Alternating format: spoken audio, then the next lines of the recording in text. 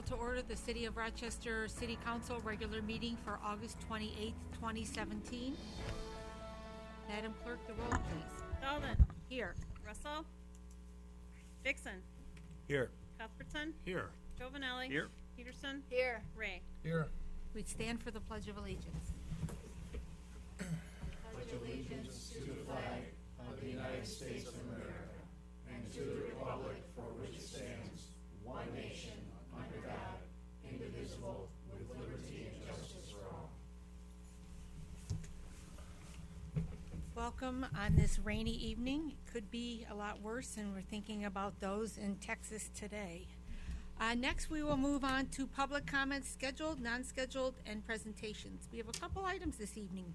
First, we have a presentation from Coach, is it Manas? Manas, thank you very much, regarding the Oakland University homecoming game. Please come forward. Thank you, Mayor, City Council. I appreciate the opportunity to come out here tonight. Usually we just come out here and get resolutions for winning national championships, so it's a nice treat to be here on, no, I'm just kidding. Anyway, thank you. We hear about it all the time. Yeah, I'm sure you do. But thank you so much for having me. Actually, what I would like to do is tell you a little bit about the program and what I'm trying to accomplish with coming here and speaking to you today is let you know and invite your citizens, the citizens of Rochester, to participate in football for the first time at Oakland University on campus. So, as you well know, the university was founded in 1957, so it's only taken 60 years for us to get where we are, but we're here now, and we're enjoying the attention that we're getting for the program itself. Currently, we're being followed on every social media aspect that you can have, from Facebook, Twitter, Instagram, all the things that are going on, and people are just very excited about the opportunity to come watch football. So part of what I wanted to do is tell you a little bit about our team history for the citizens that may not know how we were established and when. In 2013, we were founded by a young man named David Broski and Nick Bongers, one student, one faculty advisor, student that were wanting to bring football to Oakland.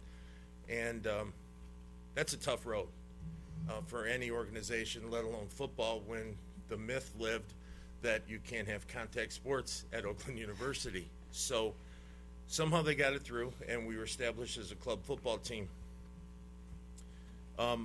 Since then, over the last 4 years, we have won 30 football games. We've only lost 4. We've won 2 national championships. We had, just in 2016, for example, we had 13 player All-Americans, and we had 8 academic All-Americans. In the last 2 years, it's closer to 40 All-Americans and closer to 20 academic All-Americans. So we not only play football, we graduate our players too. With that, we won the Defensive Player of the Year. I was fortunate enough to win Coach of the Year, and we are considered by the NCFA, which is our governing body, the benchmark of how a program should be run. And with the good people at Oakland University seeing that, they've taken it in where we're going to provide that type of entertainment for the student body, the community at large, and so on.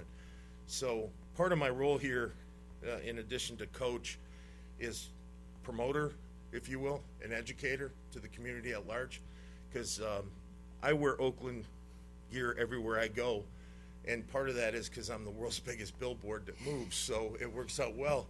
But as I do that, people ask me, I didn't realize you had football at Oakland. I didn't realize this. And, we show them the rings, and we talk about things, and we do stuff like that, and point them towards our social media. And we're gaining fans by the thousands weekly, and it's starting to show. So that's our history.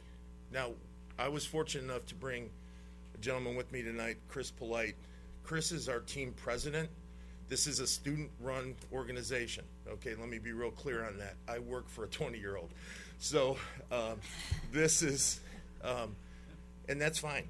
He's a great kid. But I want to let Chris speak for a minute and tell you his perspective so maybe the community can understand that these are non-scholarship athletes that do this on their own, and they built this program up the way they have.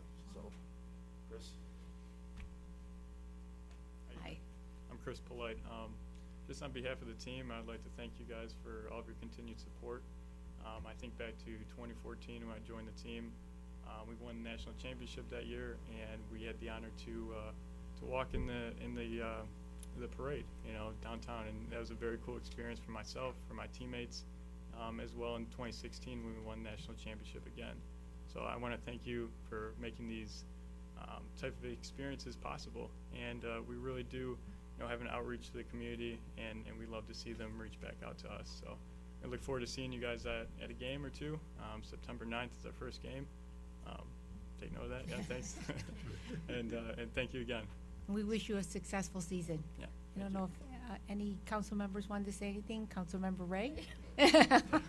Well, Here's your opportunity. Well, I take my opportunity probably at the end of every council meeting. Real quick, to mention the game on the 9th is for Grace Centers of Hope, Oh, wonderful. and this is against the faculty. Oh, So great. it's a charity flag football game. Excellent. And our first regular season game is September 16th, and then we're on the road for 3 weeks. We come back, and we're home the rest of the season. Great. Starting with homecoming October 14th. Wonderful. And I'm sure Councilman Ray's going to tell you about tailgating. Yeah, so I know this is something that the coach had shared with me that my fellow council members, I think in most part, come from a heritage of championship football. I'm from both schools, actually all 3 schools. Well, pretty close. And that Western will those- take it. It's yeah, all right. that's- and that those pedigrees of success were built on club teams.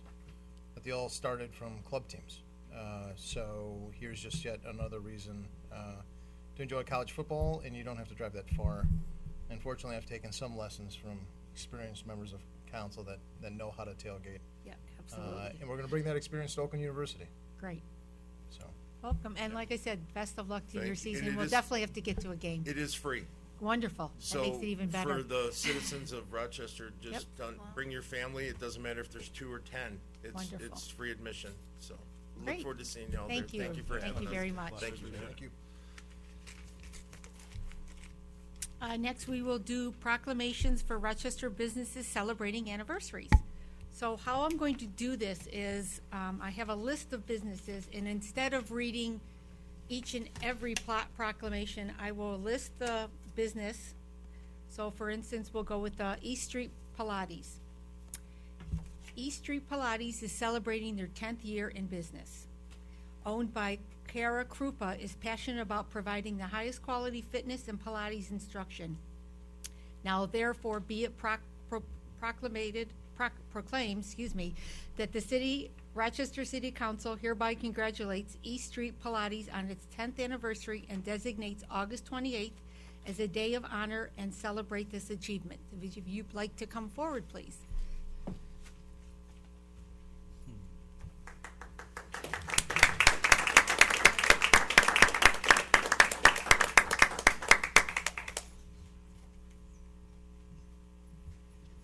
All right, so next, and all of you know we're doing this year because of Rochester celebrating its bicentennial, so it's a very important year. So next, I would like to recognize Neighborhood House. Neighborhood House is celebrating their 50th year of service. Neighborhood House assists those in the community during times of hardship. Is anybody from Neighborhood House here this evening? I'd like to bring you forward.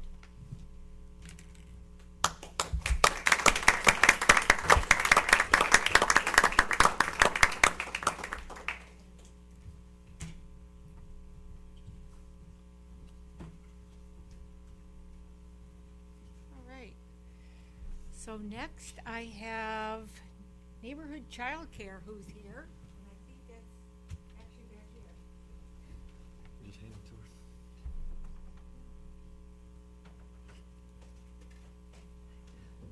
Yes.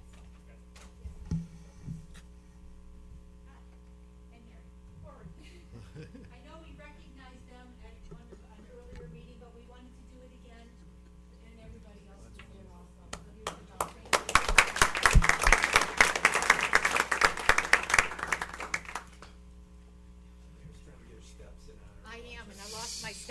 anyone finds one over by the sundial, let me know. Next, I have New Day Foundation for Families. They actually just said that they're not going to make it. Okay, all right. So next we will go on to Rochester Writers Conference. Rochester Writers Conference is celebrating their 10th annual fall event, whereas the conference was developed to fill a need for professional development in the Southeast Michigan area for new, working, and published writers. I think Mr. Dwyer is here this evening to represent them. Please come forward.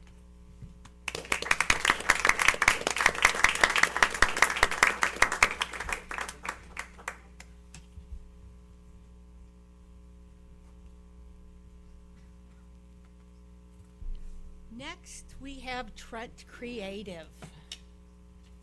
Trent Creative is celebrating their 25th year in business. Whereas over the past 25 years, Marilyn Trent and her team have created an innovative branding, marketing, and design firm. Welcome, Marilyn.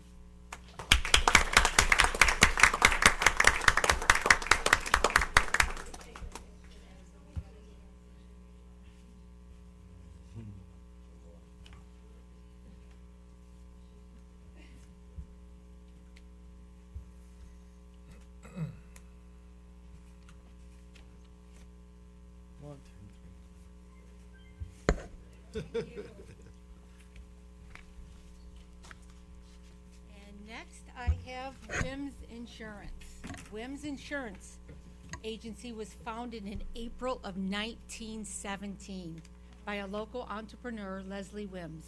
Now therefore be proclaimed that the Rochester City Council hereby congratulates Wims Insurance on its 100th anniversary, and I'd like to welcome Connie Wims Mercer, and Tom Clicks.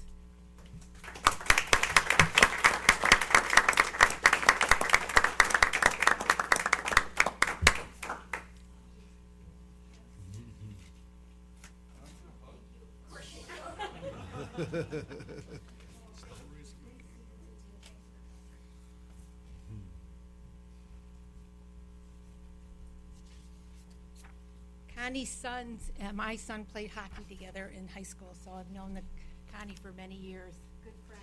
Got my glasses over here. Next, the people that are not here this evening is Crittenton Hospital. They celebrated 50 years, and I did their proclamation at the event that they had about a week ago. Yep. Fox Automotive, 50 years. Landtech Incorporated, 25 years.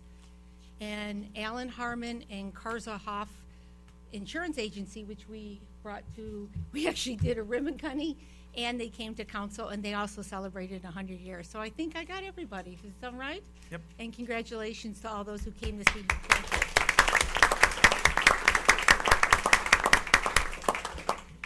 All right. Next is presentation from RARA for the fiscal year 2018 budget. Welcome. Thank you. Good evening, Mayor and Council. On behalf of the Rochester Avon Recreation Authority, RARA has submitted to you the fiscal year 18 budget for review and consideration. This budget was reviewed by RARA's Budget Committee prior to going to the full board and passing at its August 1st, 2017 board meeting. The fiscal year 18 budget as presented shows a balanced budget, taking into consideration the addition of the newly acquired 480 building. 2018 will be our first full year with a new building addition, working towards securing rental agreements and building up membership fitness area. By adding additional 22,000 square foot of recreational space, this allows RARA to offer an even wider range of recreational opportunities that promote healthy lifestyles. RARA is proud to present a proposed budget, one that is balanced and structurally sound. More importantly, we're pleased to be making the critical investments and decisions needed to ensure RARA's tomorrow is even brighter than today. RARA will continue to strive to be this community's premier recreation provider. Thank you. Thank you. Council, any questions for RARA moving forward? Tonight we can accept the budget and vote on it when we have a full council? Could we do it that way, or do we have, Mr. City Manager? Yeah, I was going to say, I don't know. Do you have a deadline that you're trying to meet? Or okay, so, yep, that would be fine if you wanted So to we'll accept go it. ahead and accept it. I'll take questions right now. Sure. But, yeah. Our deadline was just submitted by August 1st. perfect. So, And yep. then we have a full council. I'd like to come back and then vote for Sure. it then, because I think it'd be fair to the Mayor Pro Tem when she's back in town. But I'd Certainly. like to have any questions right now. Sure. Sure. Yes. Thank you, Madam Mayor. Thanks for bringing this forward, Ron. Appreciate it. Sure. Glad that cooler has prevailed with respect to our prior discussion. So Certainly. I just want to make sure that we get out in front of it. I noticed that within the written document, there was a specific call out that said if we're going to do the compensation study, and then there may be a budget amendment coming forward. I'd just encourage you to be more proactive on that. Correct. And keeping everybody in the loop. It's finding things out either through scathing email or angry citizens or whatever is not the way. So let's just try and get out in front of it. So I appreciate Certainly. you guys having a change of heart on that. And then also too, I'm just sharing this for what it's worth, because some of the communications that I get are from people in the private business trying to do the same thing, and they feel like they're being continually squeezed out by rah-rah because you guys are able to get government help, if you will, because of the budget that they don't have. So we need to be more mindful of that as we go forward. And I appreciate, the new building and the expansion and all the relationship you've had. It's been great. And I was on the rah-rah board for a while, so I know that you guys kill it over there, and I appreciate it. But just sort of be mindful of, all of the external influences that we have to, taking public dollars requires us to have a little bit higher, well, of course, accountability, but also kind of an appreciation for the other people that are impacted by it. So, Sure. I was fine with it. I could vote Okay. tonight, but, I think it's worth it because Kim wanted to speak on it, so. Okay. And she'll be back next meeting. Great, exactly. Councilmember Cuthbertson and then Councilmember Ray. Thank you very much. I appreciate you being here tonight. The only point I'd like to follow up on was the one that Mr. Giovanelli just referred to, which is, looking forward, what is the mission? Where does this grow? More space? What kinds of functions, services? Those things I think are a healthy and natural set of questions to be asked. I think the organization has looked at, RARA that is, has looked at itself with new eyes, and I welcome that very much. I think we probably need more of that in certain institutions in our community. But where does it go from here? And I think in some respects when, certain functions and services are being added, and we find, we're brought into the loop usually after it happens, which, is fine, I think, in some instances. We don't sit as your board, but at the same time, talking about, what the vision for the organization is in 3 to 5 years and what kind of functions it wants to provide to the community and what areas does it think are its core competencies versus areas that are not. And so I think, getting into that, I don't want to talk about visioning sessions because everybody, your eyes glaze over. But, I think with the organization evolving, at some level the board needs to communicate where it wants to head with this going forward. And forgive me if I'm not aware of, some work you're doing in that regard, but I would certainly appreciate that. And I think RARA is a wonderful asset to our community. We do a great job in this community helping our senior population. I think we should have every equal commitment to our younger population. Correct. And I know as someone who has grown up playing rah-rah sports, my kids play rah-rah sports now. I think I was briefly employed by rah-rah when I was an umpire in college. But, where do we go from here? And I think the sooner you can answer that, thoughtfully, I think that'd be a big help. So. Sure. Yeah, the short answer would be, obviously, we offer programs, a wide array of programs and services, obviously recreation, non-recreation related activities. We're here for supply and demand, more or less. If there's a trend that we're going to follow, for instance, adding the fitness component, obviously our major sports, baseball, soccer, basketball, so on and so forth. But we keep up on current programming, and obviously we got big really quick here within the last couple of years, and I don't see that going any further. I think we're kind of tapped out in terms of usage for facilities. Now we're just going to live with the existing area we have for the time being, and then see where it goes from there. But the programs that we offer from a support basis, volunteerism is huge for us. A lot of our programs are volunteer based, but we don't try to be competitive. Obviously, we put out a very good program for a very good price, and that's what it's there for. That's what the millage supports, that idea. So we hope that the programs and services that we put out are accepted by the community, and we see that, you know, in terms of our numbers. But yeah, I don't see us try to be competitive. Obviously, there's going to be every sport or a different facet that we do offer. There's going to be some competitive ranges to it, but it's not like we're trying to actually put that forth and being competitive with private businesses. Yeah, and if I may follow, Yes, absolutely. Madam Mayor, I think when you step away from youth recreation, you know, a question mark goes up. Okay, so what is the mission? I think most people understand RARA's mission to be youth-related recreation. And the further you get from that, at least in sort of a, you know, very rough analysis, the more questions people have. And so if you can lay the intellectual groundwork on how you get from something that most people would recognize as youth recreation, and you do that with thought leaders, opinion leaders in the community, I think the organization is better served in that regard. So I'd encourage you to point. think about that. Sure. Yeah, going I think you're forward. right, though. I think people think it's more youth, but our mission statement is very simple. It does state or indicate youth and adult activities, but I think we're kind of geared or driven toward that. But we obviously want to offer both. And obviously, looking at the new 480 building, it has a little bit of those characteristics where we can offer both of those activities. We do offer adult softball. We have 200 teams that play adult softball. So we have that component, but I think that the 480 building does bring more of those online. I think that's where we just got to, like you said, we have to draw that fine line, make sure that we're not stepping on anybody's toes. So we certainly don't want to do that. So. Thank you. Councilmember Ray.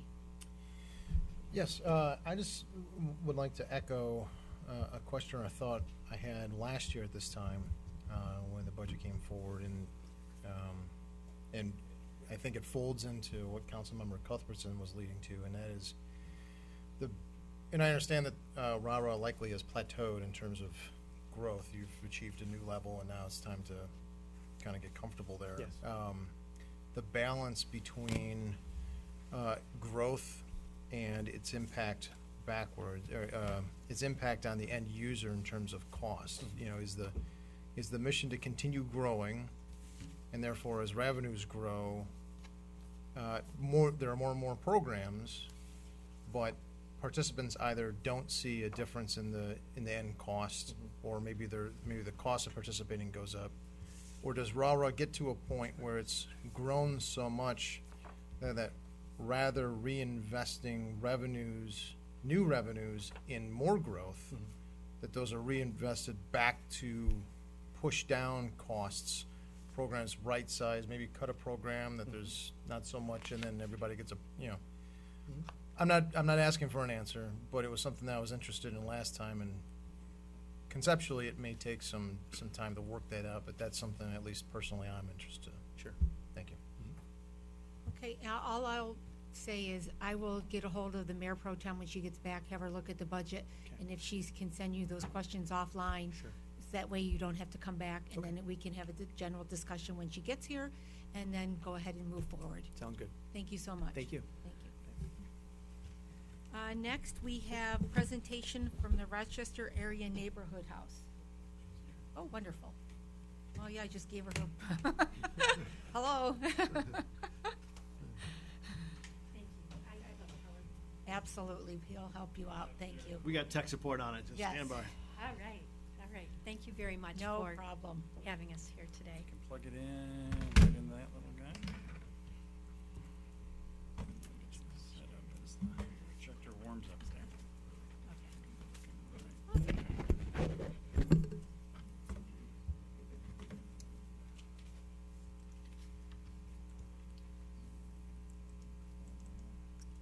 And it's down at the bottom, it says 0.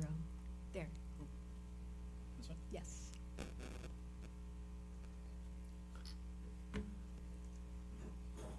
Okay. Thank you very much. Thank you for having me tonight. The first thing I'd like to say is we are so grateful as Neighborhood House over the past 50 years for all of the help that we've received. Neighborhood House is all about community members helping each other and providing support in times of need. And one of the most recent examples of support we've received was through the Rochester Fire Department. And I'd like to thank the chief and his team. They provided a wonderful venue for our pancake breakfast the morning of the 200th anniversary celebration.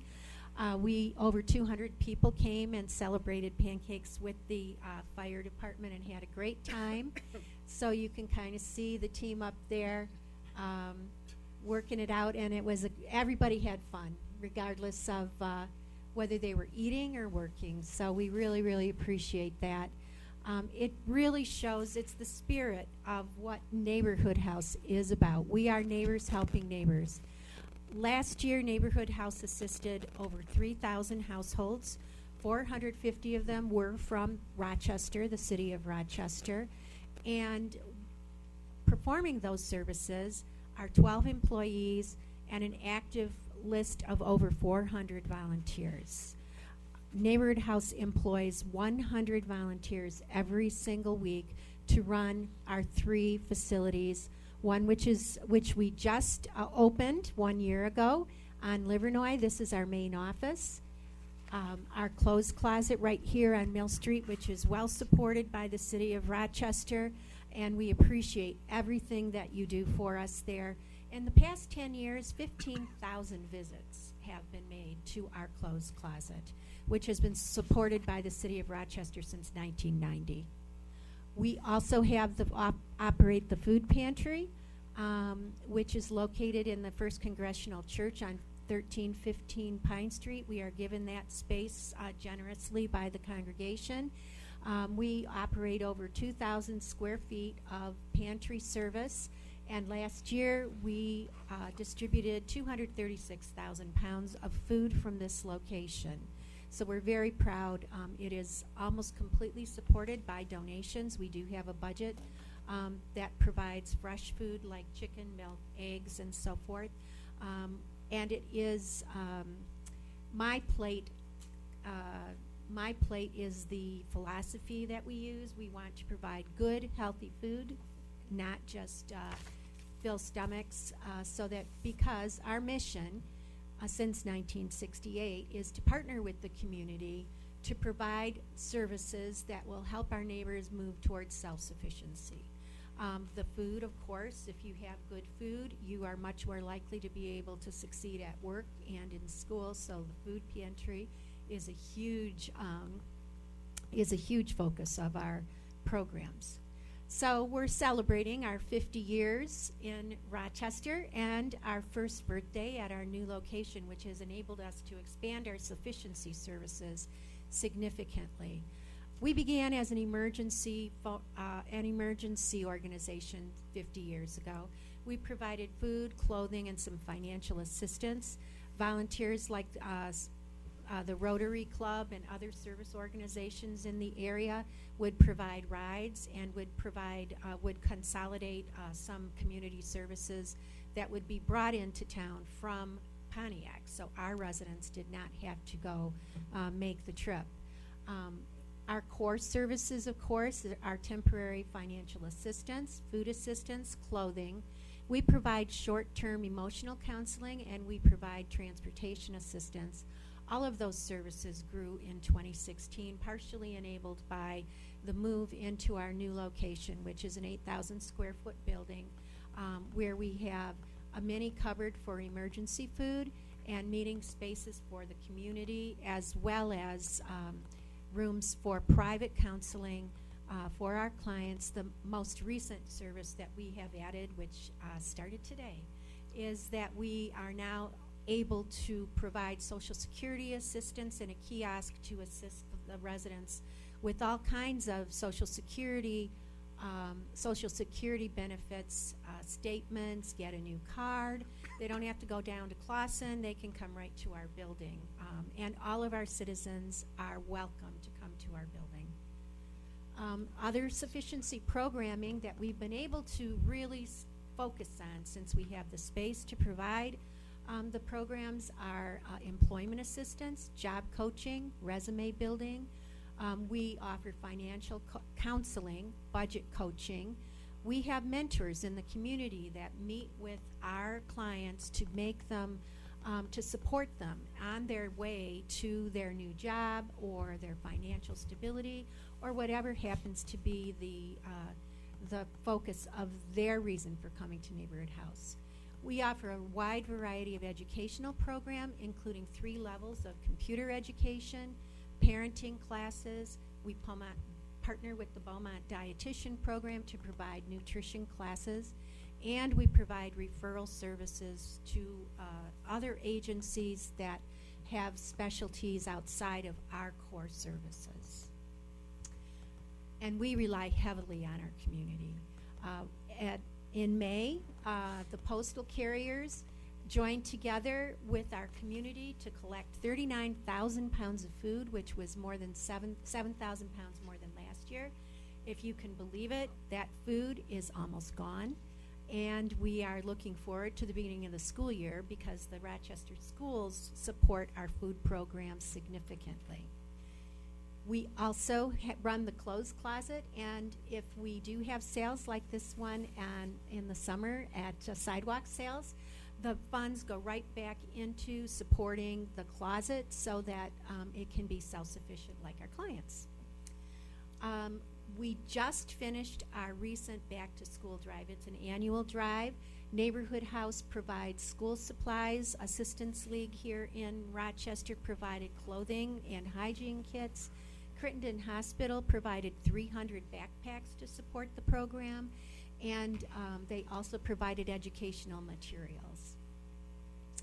And again, the clothes closet, we partnered with Chrysler organization, Motor City Citizens, to recently make some beautification moves in the clothes closet. This is a group that was painting the interior of the closet.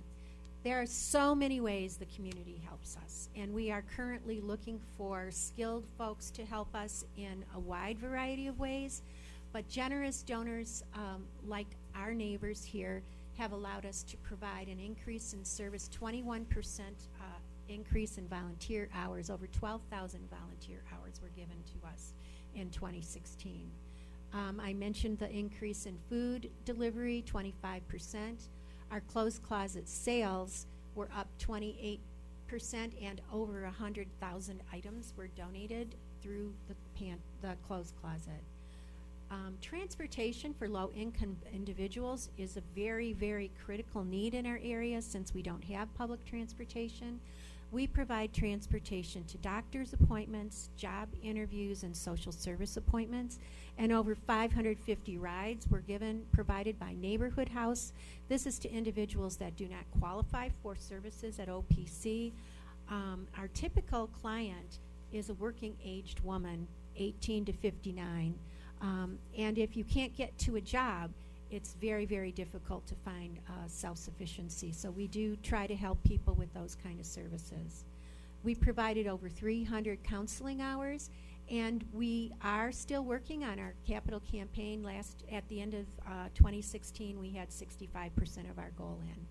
And 100% of our success is possible because of the people in our community. This is just a little bit of information on how we spend our money. We rely almost completely on private donations. 90% of our funding comes from 5 private donations, which includes individual churches and businesses and organizations here in our community. In 2016, 91% of all the funding we received went directly back to help the many people that we are able to provide these self-sufficiency programs to. So, right now, 46% of our clients come from Rochester Hills, 15% from Rochester, and 26% from Auburn Hills. So, we are still growing strong, and I ask you to please join us in celebrating our 50th year, our first birthday, and see our website, ranh.org, to find out more about our services and also about how you can get involved in this great organization. Thank you very much. Thank you so much.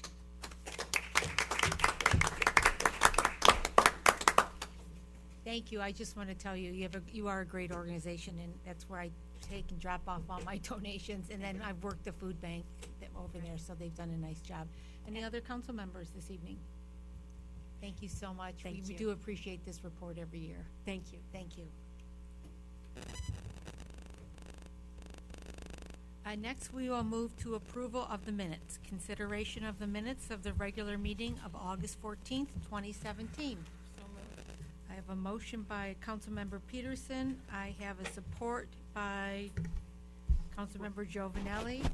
Any adjustments or questions? Oh, wait a second. Madam Clerk, the roll. I have to go back to miscellaneous public comment. Sheldon, Here. Yes. Vixen, For the minutes. minutes. Minutes. We're voting on the minutes. Yes. Cuthbertson, Yes. Giovanelli, I think so. Peterson, Yes. Ray. Yes. I apologize. It's been one of those days for me, so I apologize. Miscellaneous public comment right now.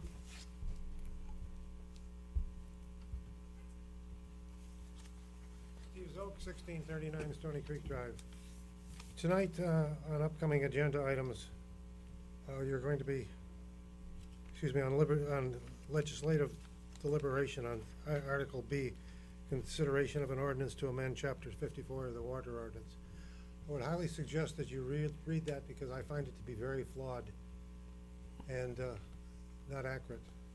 I've spoke to the city manager and a couple of council people, but before you vote on it, I would suggest that you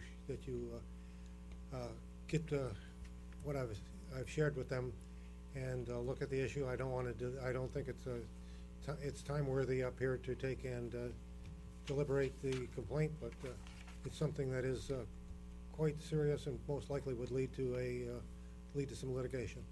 Thank you, Mr. Zook. And if they do make changes if they do accept this and make changes, if they're going to change and cost someone or some subdivision money, they should be able to grandfather the existing condition. Thank you, Mr. Zook. Other miscellaneous public comment? All right. I guess we'll move on. Oh, yes, please. Mayor and esteemed council, my name is Greg Gaitis. I'm the president of the Brooksea Way Board and also the co-chair. I want to thank you for your continued support of the McLaren Brooksea Way, which will be run pretty much a month from today, on Sunday, September 24th. It's the 10th running of the McLaren Brooksea Way, so I want to thank you for that opportunity and want to thank Chief Shettenhelm for his continued support, making the run possible through the city of Rochester. So we'd like to invite you all to participate. Again, we expect a record crowd on Sunday the 24th. We have a kids run on Saturday the 25th, an expo on Friday evening and Saturday. So hope to see some of you there. Any questions for me, please? Any runners? I ran last year. Yeah, I remember when you ran it. It was a long run. Well, you're still here, and that's a good thing. I will say though, once we came up the Clinton River Trail, I noticed the path seemed to get a little more easy. My pace quickened, but that was only so far as I got out of the park. Until you hit the Tinkin Hills. I think it just had something to do with being in the city of Rochester. Oh, that's right. Air's All right. fresher. Thank you. Again, thank you all. Any other miscellaneous public comment? Next, I will move on to approval of the consent agenda. We have 5 items this evening. Item A, consideration of a special event application to hold the downtown trick-or-treat costume parade and the movies in the moonlight on October 21st, starting at 3:30. Item B, consideration of a special event application from Brooksea Way Half Marathon on Sunday, September 24th. Item C, consideration of a special event application from the Rochester Mills to hold Oktoberfest on Friday, September 29th and Saturday, September 30th in the parking lot behind the Western Knitting Mill building. Item D, consideration of a request to purchase a new Pitney Bowes postage machine. And item E, consideration of a request to make chlorine room upgrades. Do I have a motion to approve, or anybody want an item pulled? I'd like to pull, Madam Mayor, I'd like to pull E. All right, and would you like to make a motion for A, B, C, and D? And actually, and D as well. All I right. had just a couple of questions. All right, so A, B, and C. Do I have support on A, B, and C? Support by Councilmember Giovanelli, motion by Councilmember Peterson. Madam Clerk, the roll, please. Dalton? Yes. Dixon? Yes. Cuthbertson? Yes. Giovanelli? Yes. Peterson? Yes. Ray? Yes. Councilmember Peterson, we'll go with item D. You had the question. Just real quick on that, I wanted to know, how long did the last one last us? I mean, I know they were out over time, Yep, just over 13 years. so it's very due. Okay, that one we can move for Yep. approval. Would you like, if you're okay, I'll do them both. Yeah, that's Thank you fine. very Yep. much. Okay, and then as far as I did have some questions regarding the chlorine. Wanted to know, this wasn't part of goals and objectives or anything that was given to us prior to that we were going to have any, upgrades over there. And I wanted to know if we have any other systems that are going to require upgrades in the near future on that system. I'll ask Shannon to come up, but actually, this one was one of the pre-approved items for goals and objectives, as this was basically a health and safety issue in regards to the water treatment plant. So, Okay, so was That's- it just called something different then? Because I don't recall it really being stated this way. That's why I raised the question. yeah. No, my understanding was it was the chlorine room upgrades. The issue is the chlorine injection system has reached the end of its useful life. We no longer can get parts for the equipment, and it is now pretty much band-aided together. If we don't fix it, I'm not sure if I'll be able to run the chlorine systems unless I have somebody on staff in that building 24/7. Okay. So if it's this bad, then why wasn't this ever brought up sooner to? My understanding was it was part of the discussions under the dwarf project plan, and that this was something that was put into this year's budget. My understanding was we had a $50,000 budget set aside for chlorine room upgrades, and so now we're moving forward with that. We collected the bid prices, got the necessary contractors in line, but I wanted to bring it in front of council to let you know what we were doing, how we were moving forward, and how we came in under budget. No, and I appreciate all that. I mean, it was a very good report. I was just concerned because I do not, through my notes, could not find anything stated for that, so I wanted to make sure. And are there any other system upgrades that are needed over there between now and the end of the year? Not that I'm aware of, but we do have the Drinking Water Revolving Fund program that's going forward. We'll know if we've been funded in October, and at that point, we'll consider moving forward with the water main improvements. Okay, Yeah. but as far as treating the water right now, considering this is a huge thing to, for our water system, is there anything else that for treatment purposes needs Not to that be I'm aware of. corrected? Okay, So do you Yep, move we to can move to approve D approve. and E? yep. And do I have support by Councilmember Giovanelli?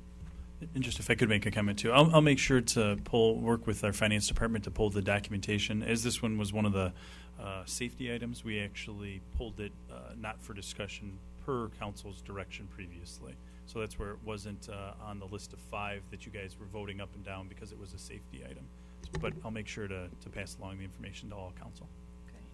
Madam Clerk, the roll, please. Dalton? Yes. Dixon? Yes. Cuthbertson? Yes. Giovanelli? Yes. Peterson? Yes. Ray? Yes. Next, we have public hearings. Public hearing regarding an ordinance to amend Article 21, Supplementary District Regulations, Section 2129, Medical Marijuana Uses, to delete all provisions and add additional language. Mr. City Attorney. Yes, thank you. Before you are actually 2 ordinances. One is one that was set for public hearing, which is the zoning ordinance, Section 2129. This one was set at 2 meetings ago for tonight's meeting. So after the public hearing occurs, then the requested action would be to move it for first reading and introduction. Along with that is the actual city code. So there's 2 ordinances: the city code, the zoning ordinance, which is set for public hearing, and then the regular code, which is Chapter 12, Article Roman numeral 10, which we are requesting to be deleted in its entirety based on the report previously made in your file. All right, I'll go ahead and open the public hearing.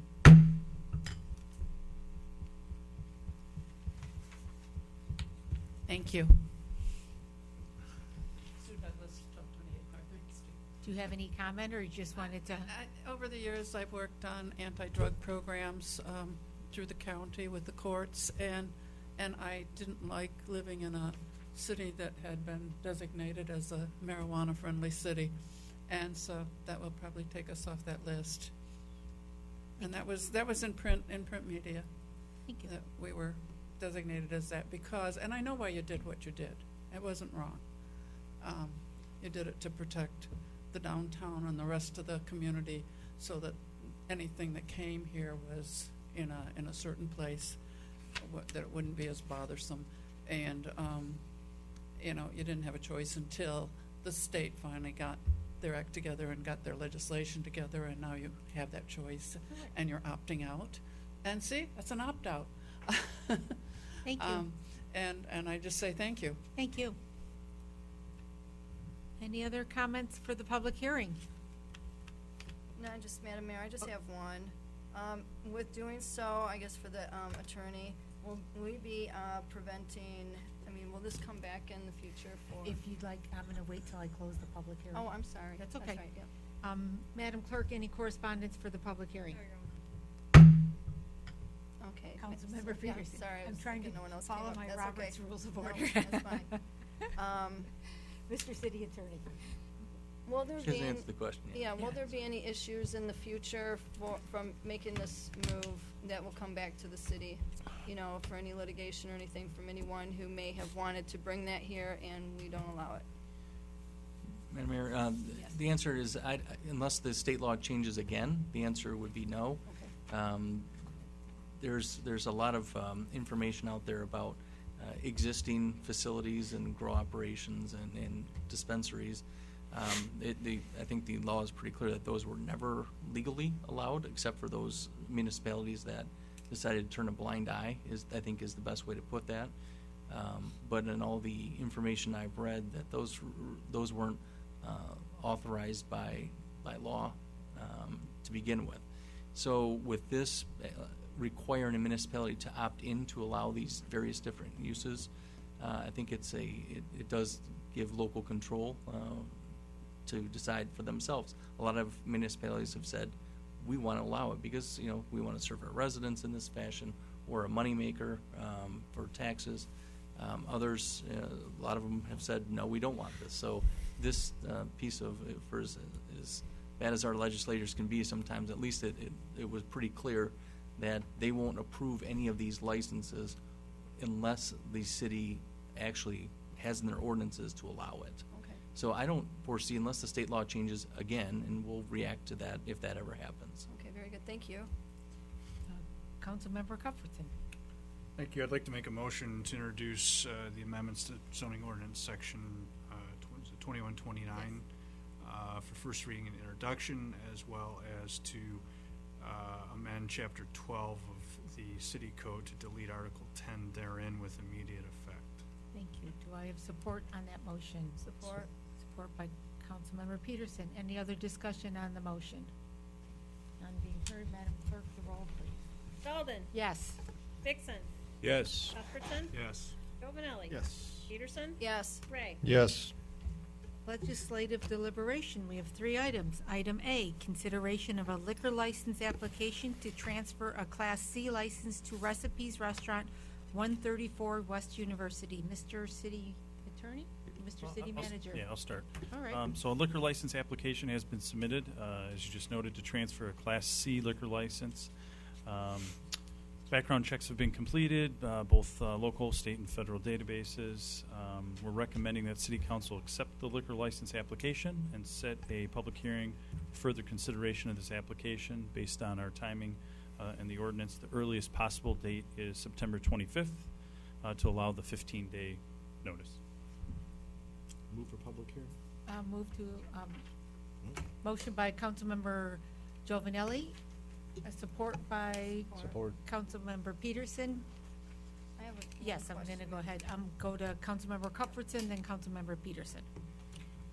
Thank you, Madam Mayor. One of the things that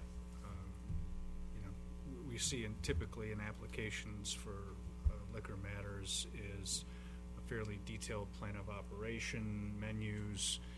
I'm quite certain that we have some things on file that we might like this applicant to consider whether it's within, their ability or their gift to be able to produce something that would give us that level of comfort, detail, and disclosure as to what's being proposed. I would encourage the applicant to work with the city administration to see what kind of framework we've seen in the past. So it usually makes these things a bit more straightforward. And if I'm not mistaken, I would tend to think we would need to see an agreement that relates to that plan of operation as a general requirement of our ordinance. So linking those two as a part of that application, I think we need to be able to see that. So thank you. Any other comments? Councilmember Yeah. Peterson, I think you. The only one I had was along the same line, and also, if it's not going to be just they have hours of 7 to 3. Correct. So it's basically to serve the It's normal. like a brunch restaurant? Brunch Yeah. restaurant, okay, Mhm. that's what I wanted to verify, that it was not for all night and all of that later on. Okay. No, but to Councilmember Cuthbertson's point, Mhm. in the past, when we've reviewed these, they have given us a menu, so we kind of have an idea of what the operation is, what they do there. It's really good background, and I know in packets in the past, it would be easy to find out what that entailed. Be happy to gather that information prior to the Great. September 25th. Yeah, for the public hearing. And just one other comment then, I've been to their restaurant in Troy, so it's a welcome, here. Great. Any other comments? Madam Clerk, the roll, please. Selden, Yes. Dixon, Yes. Cuthbertson, Yes. Jovinelli. Yes. Peterson. Yes. Ray. Yes. Well, that was a forceful yes. Trying to play with the audience, everybody hears me at home. Or get to move on. Ben usually does. Next, we have consideration of an ordinance to amend Chapter 54 Utilities, Article 2, Water Supply and Sewage Treatment System, Division 6, Meters, and Division 9, Water and Sewer Bills to update provisions for irrigation meters and water, sewer, and pollutant discharge billing and rates, second reading and adoption. That was a long one. Mr. City Manager.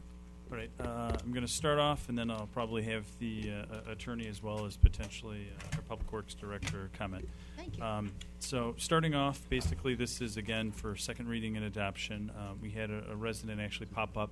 I believe that was referencing the policy that was voted on at the last council meeting in regards to irrigation meters and their placement. The ordinance that's before you here for amendment is, again, referring, just as you listed out, a little bit of a mouthful, but basically in regards to the water rates and the sewer rates and a few other components. We have in the materials here redlined what are those specific changes. Our Public Works Director can add a little bit of light if there's questions on why we're making the various suggestions and recommendations, but both staff along with our infrastructure committee did unanimously approve of the changes, and then our attorney reviewed the information and materials. Thank you. Mr. City Attorney, did you have anything to add to that? No, this ordinance is simply for the most part, it is a rate ordinance change.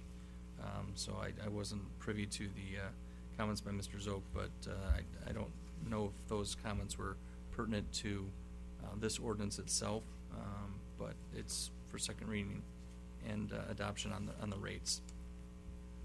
Did anybody have a comment before I have council deliberate? Council? Mr. Zook, did you please come forward? I didn't see your hand. I apologize. Yes, I think you should hold off on voting on this until you hear the issue. I have no problem with the prices. Some of the problems the main problem I have is the placement of the meter. I've been asking for quite some time to get they wanted ours to be moved out of the pit, and I've been asking for a ordinance that says that it cannot be in a pit. The ordinance says that it can be, and now we're changing it so it can't be. It doesn't seem like it's a ridiculous item to taking out of it, but in our subdivision, where our pit is located, is nowhere, we have no property that is owned by our subdivision to take and put the units on. Because it's on city property, and both sides of the street within 100 yards belong to some other communities. I think we have a potential problem unless you want to grandfather that 28-year-old setup. Mr. City Attorney. Okay, I think I understand what Mr. Zook is concerned about. Section 54-134 talks about the location Yes. of the irrigation. I would point out that the new language says installation of new meters. Okay. So this wouldn't have any existing meters wherever they are now. Okay, if we replace that meter, does that become a new meter? I wouldn't suggest that that would be a new meter, but just a repair replacement, not a new location. This talks about the location. Yeah, I would suggest that a replacement of in-kind, just because one of them were out, wouldn't trigger having to go to a different location. And Mr. City If I could Manager. also add, the sentence, or the two sentences above there, it says the meter shall be set in an accessible location in a manner satisfactory to the Department of Public Works. So I'd be happy to work with Mr. Zokes and our Public Works Department to ensure that we do have a satisfactory location that's accessible. Okay. It certainly wasn't the intent to make people move where they are currently. That's we did put that specifically, installation of new meters. As common, after speaking to our DPW manager, it makes good sense to move everything. We just didn't realize that we don't have any land to put it on. Thank you. As I said, I would like to thank Shannon for all of the help and direction that she did give me. It's very much appreciated. Thank you. Thank you. So do I have a motion to move second reading and adoption of item B? So moved. Councilmember Ray, support by Councilmember Joe Vanelli. Do I have any other discussion on this item? Madam Mayor. Councilmember Peterson, yes. Yes, I just want to be clear in that Mr. Zook's concern is taken care of to where we don't have to worry about that in the future. Otherwise, I really don't want to vote on it. Yep, to kind of add some additional information, there's, I believe, only 3 pits that we're specifically speaking, and kind of, thanks, Shannon. 3, and I think 2 of them are in Mr. Zokes' subdivision, and I think there's one other one in the city. So I'll hand it over. Thanks, Shannon. These are actually issues that are separate from the ordinance amendment that's in front of you tonight. The primary ordinance amendment tonight is for a rate update to your ordinance. All the rates are stored in the ordinance, and so therefore, in order to enact your new rates, it has to be done through an ordinance amendment. Some of the other language is being cleaned up. The issue that Mr. Zokes is referring to has to do with the fact that he has a meter pit that is shared with Stony Point East on the south end of their subdivision, and another meter pit on the north end of the subdivision.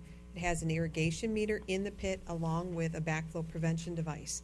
The backflow prevention device is non-compliant. It can't be tested because it's below grade. The ventilation of the backflow prevention device itself vents into a meter pit below grade, doesn't meet the plumbing code for an air gap, and there's a bigger issue there that needs to be addressed. This has been an ongoing issue since 2011. I'm hoping to get to a resolution in short order here, but the most recent discussion I had with them was roughly about a month ago, and that was when they identified they didn't own the property and that the southern meter pit was shared with a neighboring subdivision or neighboring HOA. So we need to work with Hydro Designs to work through a process of getting this all in compliance with the plumbing code. Right now, it's not. Okay. Any other discussion? Madam Clerk, the roll, please. Dalden. Yes. Vixen. Yes. Cuthbertson. Yes. Joe Vanelli. Yes. Peterson. Yes. Ray. Yes. Thank you. Next, we will move on to item C, consideration of an ordinance to amend Chapter 54, Utilities, Article 3, Wastewater Facilities Regulation to substitute Great Lakes Water Authority for the City of Detroit and to add regulations for fats, oils, and grease, AKA FOG. All right. Mr. City Manager, Yep, I'm I gonna- remember the first time we did this. Yeah, so it was about a year ago, it was September of last Yeah. year that It's all David. fog. Yeah, yep, it might have been foggy, yes, ha ha ha. That this was presented with our consultant, Laura, if I remember correctly, and then Yes. David. So I'll ask Shannon to come back up. But really what I want to highlight are the first few bullet points that Shannon drafted in her memo that said over the last several years the city has been faced with sanitary sewer backups in our residential and commercial properties, sewer collapses, sewer line degradation, as well as poor utility of public works staff forces on the budget as a result of the fog. So basically, if you've seen the PowerPoint that's in here, and we're going to shave some time off tonight's meeting and actually not walk through the 30-some pages, and Shannon's going to kind of do the highlights. Highlights of fog tonight. Stay tuned. The highlights of fog. So, good evening. Tonight, what you have in front of you is the proposed amendments to the wastewater section of the city's Code of Ordinances. As you know, the initial discussion of fog began about a year ago. Since that time, our staff, along with representatives from J&A, have gone out and met with all of the commercial properties and done an initial investigation to identify what facilities actually do contribute fog to the system, what fat, oil, and grease interceptors or receptacles they're utilizing in order to reduce the amount of input into the system. And what we found is that more than 90% of those businesses already have an interceptor in place of some form. They're just not being properly maintained.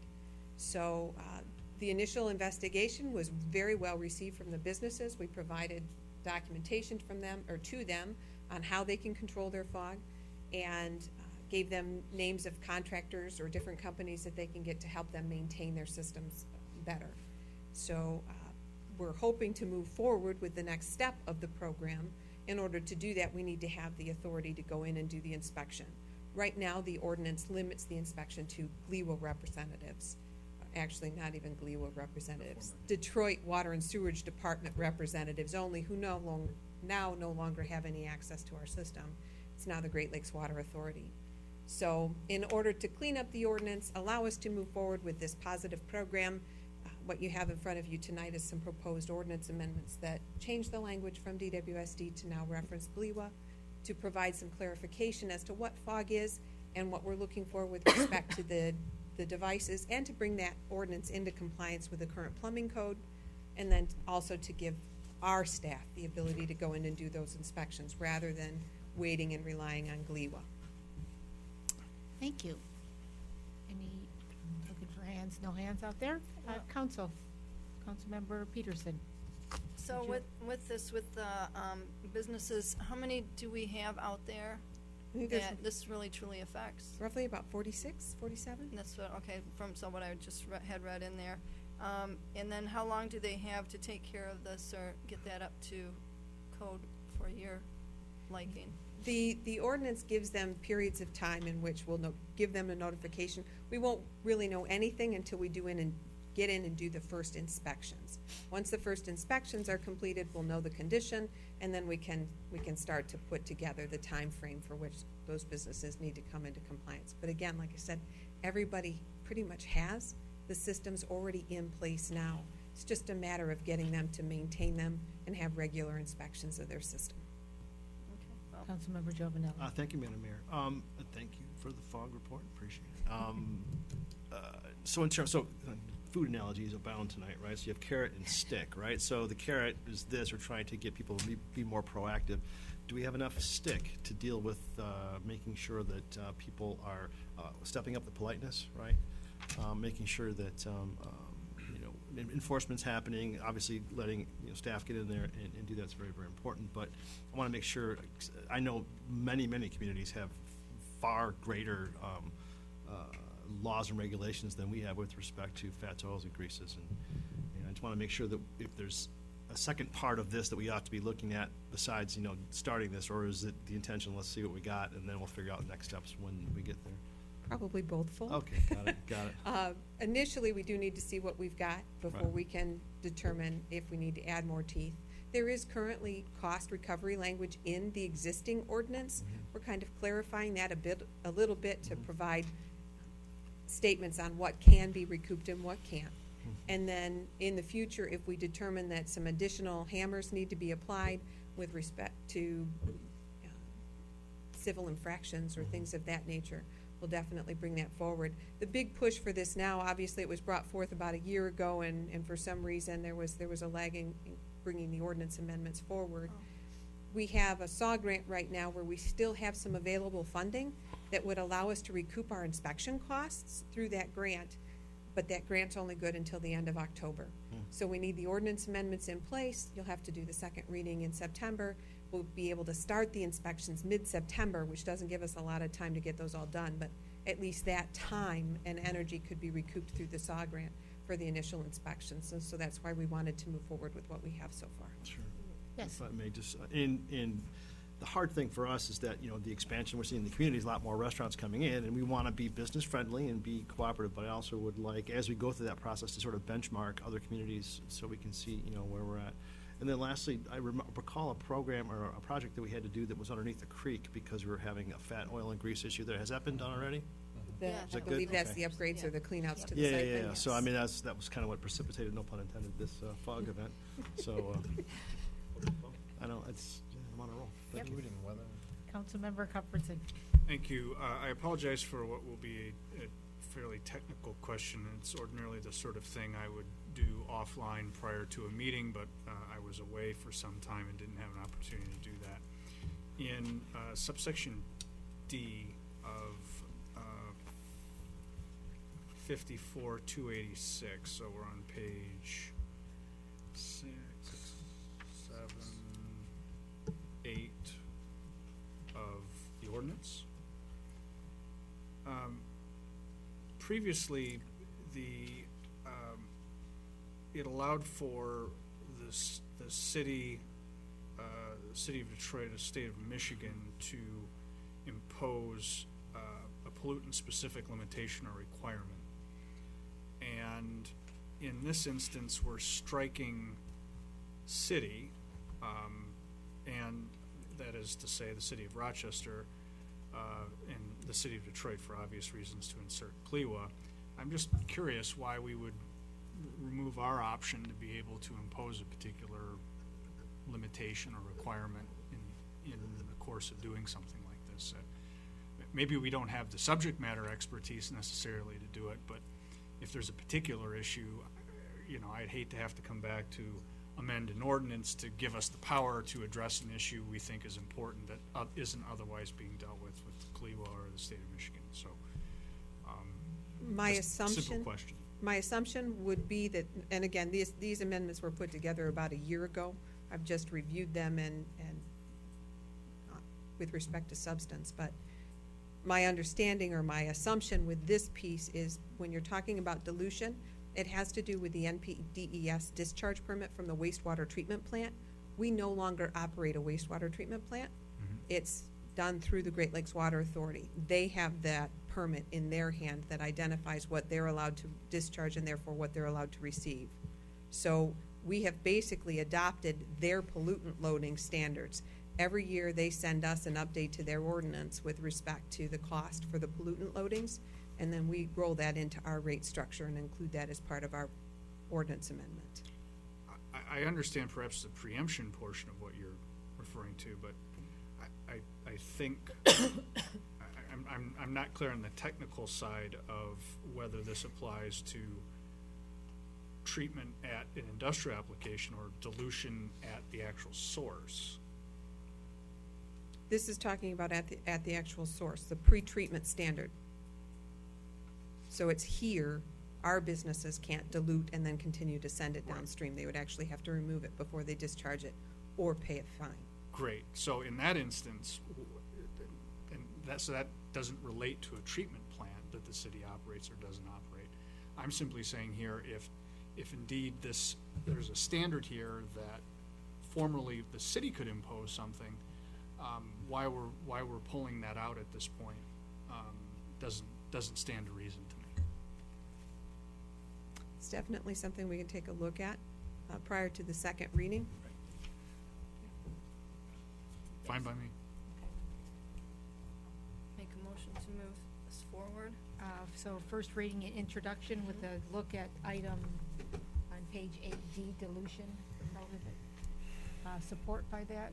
Sure, why not? I'm on a roll. Yeah, support by Councilmember Giovanelli. Any discussion? Madam Clerk, the roll, please. Dalden. Yes. Vixen. Yes. Cuthbertson. Yes. Giovanelli. Yes. Peterson. Yes. Ray. Yes. She's already gone. Thank you. Reports and regular business. Item A, consideration of a brownfield redevelopment grant and loan contracts with the Michigan Department of Environmental Quality for property located at the northwest corner of East 3rd Street and Tank Creek. Yep, this is going to be Attorney Haynes. Jeff. Hello, sir. City Council. How are you? Thank you. You have my memorandum, which lists the action items for this proposed development agreement and all the attachments. And just to recap where we are, and sort of where we're going, the Brownfield Authority has met and has now received an application from the developer for this project. And so it is ready to start working on this. But immediately before that, the city has to agree to sign the documents for the grant and loan from the DEQ. Those are two of the action items in my memorandum. And I think the council has seen those before. I don't think those should be controversial. The development agreement has been negotiated by me with counsel for Rewald so that the city is protected if things decide to go south on this project. First, the Brownfield plan has to be approved by the Brownfield board, and that means all of the line items for eligible costs have to be approved by the Brownfield board and then approved by this council. Second, we have to do an interlocal agreement with the DDA and the Brownfield board to allow the tax increments from the DDA to be transferred over to reimburse the eligible costs. And third, there has to be a letter of credit that is acceptable to the city that will backstop the loan obligation of the city to the state of Michigan for $1 million. And until those things are done, this project and the development agreement will not go forward. So the agreement, the structure of the agreement is to outline how any costs incurred by the developer will be reimbursed through the grant, through the loan, and through any tax increment financing in a Brownfield plan in excess of the $2 million from the grant and loan. It's a fairly straightforward process, requires city approval of all invoices, and for all of the eligible costs that have been already approved in the Brownfield plan by the Brownfield board and this council. That's an outline.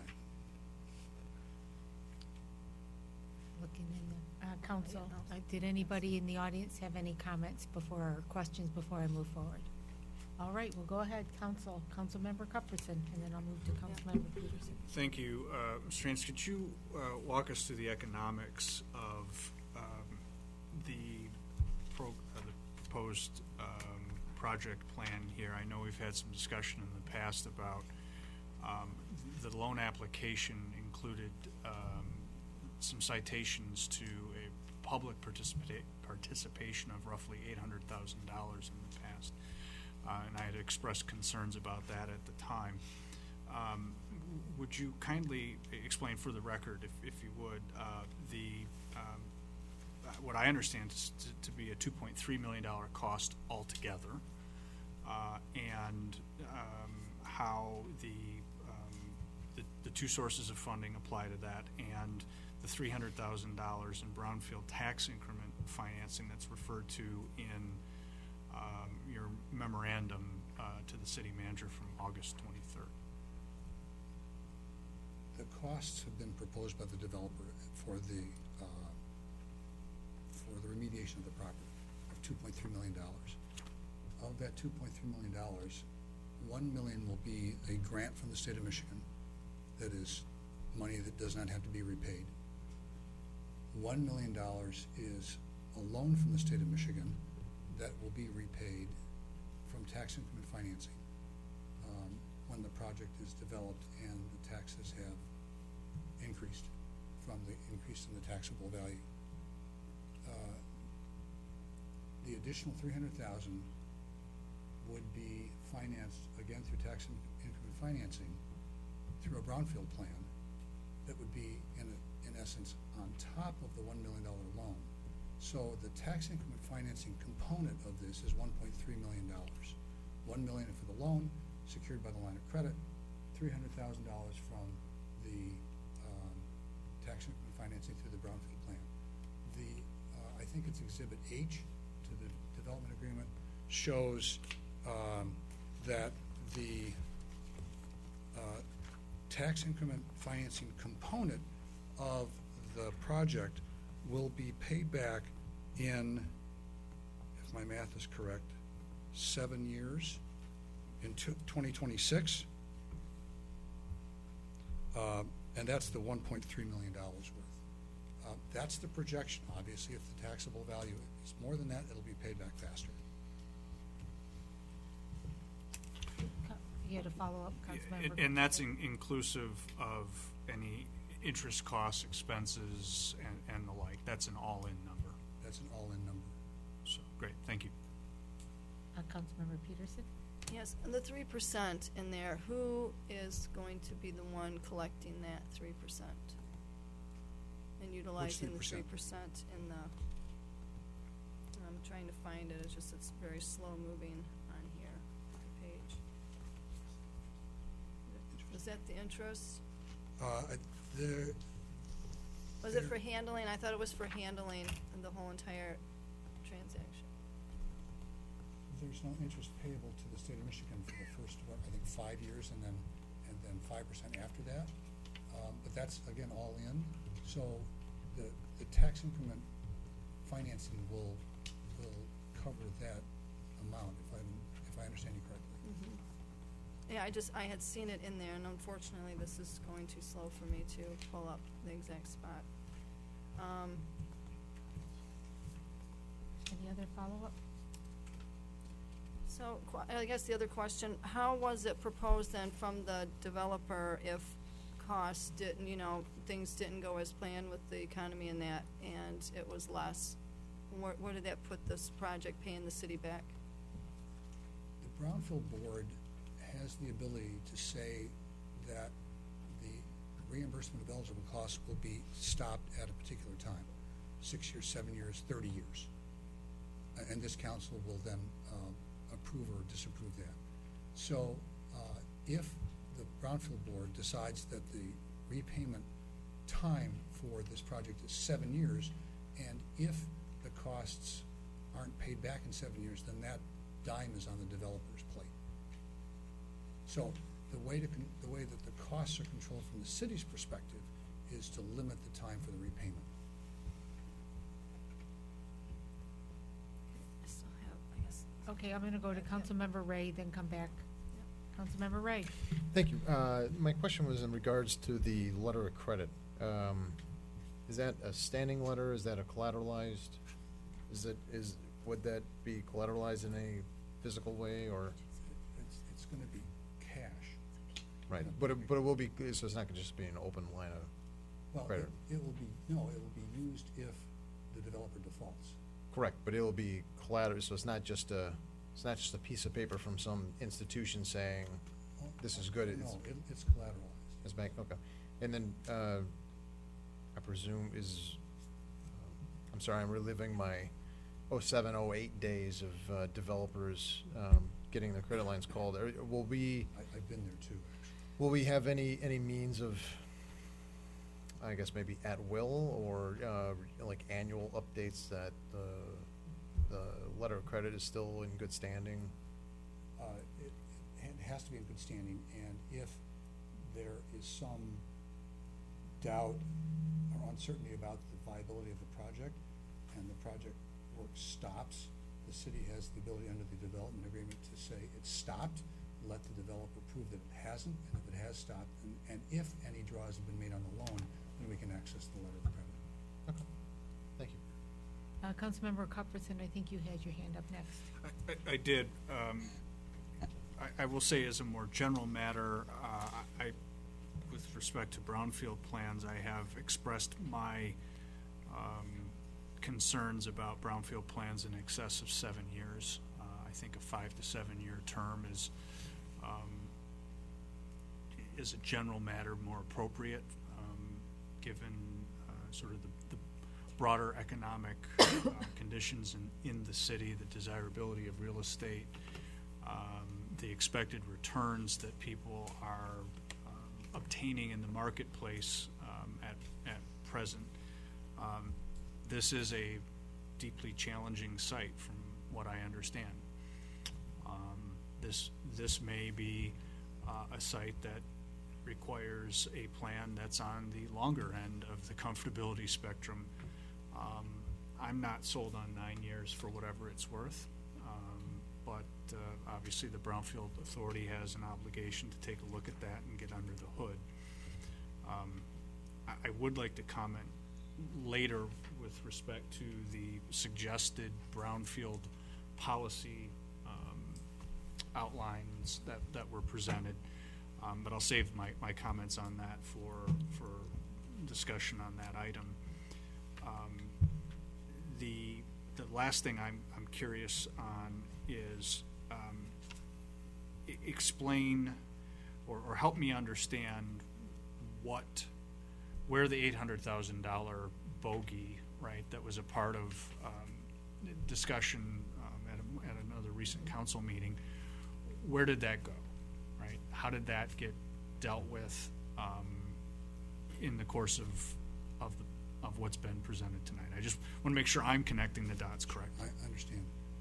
I think the $800,000 became $300,000 because the developer sharpened their pencils, and the cost came in at less than 2.8 and more like 2.3. Great. So I asked a $500,000 question, perhaps. Thank you. Perhaps. Good job. Councilmember Peterson, did you have any follow-up? You know, I found that 3%, but I think it's, I think the way it's laid out here is sufficient. There it is. It's under the eligible activity, and your due care. Under due care, it's number 3, the grant loan administration, up to 3% of the grant or loan amount. It's actually $30,000. Those are on both sides, the loan and the grant. That's for us, the city itself. It doesn't go to the DDA, it goes to the city. Okay, that's what I wanted to verify that. And then the contingency up to 15%. That's just to make sure if there's any overages, anything that happens. Correct. Okay. So how soon will they start this project if this is approved, and when will they start receiving funds from the state? How soon they start is up to them, but they have to start by June of next year. Okay. But once the Brownfield plan is approved by the Brownfield Board and this council, then that really is that's the sign that they're able to now draw on the Brownfield monies to reimburse them for their costs. And they can start any time, assuming that their other items are in line, have been finished. But I think we anticipate this year, don't we, Nick? I haven't focused on that issue. Okay, well, no, I was only concerned because I do know that they had spoke of getting started over there and doing that because of the deadline with the state. And if the deadline was just for the application and not for the use, then that's fine. But I wanted to make sure that that was all clear. And when does that, how long do you have to then start Right, using so it? I appreciate that through the chair. That's what Mr. Haynes was talking about. They have a year to actually start, but they're working with the physical plant now, the engineering, and they have to get through what's under that ground, and that the DEQ's got Shannon knows the term, but it's they have to apply for a special permit to touch that ground. Until that's done, they won't start anything. They would really like to keep this moving and get going in the fall. We don't want to get in their way, but the DEQ's got a lot to say about this after the Brownfield Authority and after City Council, because as Mr. Haynes said, approves the process and the eligible activities. They still have to get through the DEQ, and that could take some time. So that's up to them and their consultants to keep that moving forward, but they have to get started by June. June 2008. Okay. Go ahead. And just to follow up on that, okay, so the area over there that's already marked where ITT is actually testing water and all of that, that's going to continue being, well, that's not going to be interrupted, and it will be continue to be tested for the life of the That's property correct. over there? That's correct. Okay. And, go ahead, will we give them a permit to start the testing process so they can, is that part of the building permit process? So how does that work? Right, is that the testing that Ms. Peterson just talked No, about? no, I'm talking about for the project. They're working, their engineers are working with our engineers to figure out what the impact is, where the caissons are, and where, really, it's the sanitary water. How much do they have to dig up? How are they gonna handle that? How are they gonna handle the stream restoration, bank restoration? Once they get approval from the DEQ on that, then We can get issue our next permit. Does the DEQ need a permit from us to even do their part? No, it's in conjunction, we're gonna work together. So you'll work together on the same, like driving down the road there to get, so once that's completed, then they will get the permit from us if everything else goes as planned. I'm just trying to look at a Right, and timeline. most importantly, that's very clear in the agreement from the state. No eligible activities can start prior to the execution and approval of the work plan from the Brownfield Authority, the city, and the state. So they can't do too much because they can't recoup that money that might have been eligible for investigation. So they need to get their ducks in a row with the DEQ first. Okay, so is DEQ working, I mean, they're not like taking their time or anything, they're actually staying on top of this with They've been them? brought along through both engineering firms all along to let them know it's coming. Don't put us back 6 months because we have an opportunity to get $1 million in loan and grants. I'm gonna go to Councilmember Bixon and then back to Yeah, a Councilmember question Hufflepuff. for Mr. Banda. How confident are we or the developer that there's, what's gonna be there is gonna be there? Or that Building? there's- The building? Well, no, what's gonna be in the ground? Oh. I mean, how confident are they that the cleanup is gonna be X? Yep. Within, I mean, could it be Y? Right, so I would tell you through the chair that they've done exhaustive testing because they couldn't afford to be off by millions on this. And remember, it's not the entire site. The balance of the site down by the corner is a different animal. This is right where the office building's gonna go. And then any utility lines that have to cut through. So they've done exhaustive, careful investigation because they can't play with that dirt too much under their ITC hang up. ITC is saying if you touch it, you're going to own it. So they've had to clear with ITT, and continue to have them know exactly what they're doing. So I'm pretty confident, they're pretty confident that they know what they're getting into because it's a limited scope of space. It's not, we're going to dig up all that area. They're trying like heck to literally disturb as little as possible. That's why it's only 2.3 million. If they had to clean that whole site up, it's tens of millions of dollars if it was even possible. So I think they're pretty confident at this point. And then what happens if they're wrong? Then what happens? They stop the project, or? Yeah. Yeah. There's two things, one or two things may happen. One, they get abandoned. Two, they could come back and ask for more TIF financing to amend the plan. The statute allows for those amendments if big course corrections have been made. So they'd come back for more, Yes, and then come back for more. they could. And then, I mean, where does it end? And council could say no. The Brownfield board and this council have the discretion to say yes, no, or some. I totally appreciate the question. I can tell you that because of what everybody's known in all these reports over the years and another round of testing lately, that it's such a small scope of where they're touching the ground that they're confident. If they said, we're gonna dig up a football field, it would be a crapshoot. They're talking about trenches, 30-inch wide, 3 feet wide to get down to the ground. A trench to get the sanitary, and whether that's 6 feet. The caisson's not digging out a basement. It's a vapor barrier. So they've spent a lot of upfront money in engineering so they don't have to worry about that, I believe. Just a rhetorical question is, it seems like we're going through this whole brownfield process because the developer wants to do a project and it's in our benefit to clean it up. But it sounds like such a narrow thing we're cleaning up that, is it worth our while to clean up 15% of the site? mean, I don't know the answer to that. I mean, I guess 15's better than nothing, but I mean, in kind of the initial perception of this was, well, we were getting this site cleaned up, and absolutely, we need to, but now if we're not.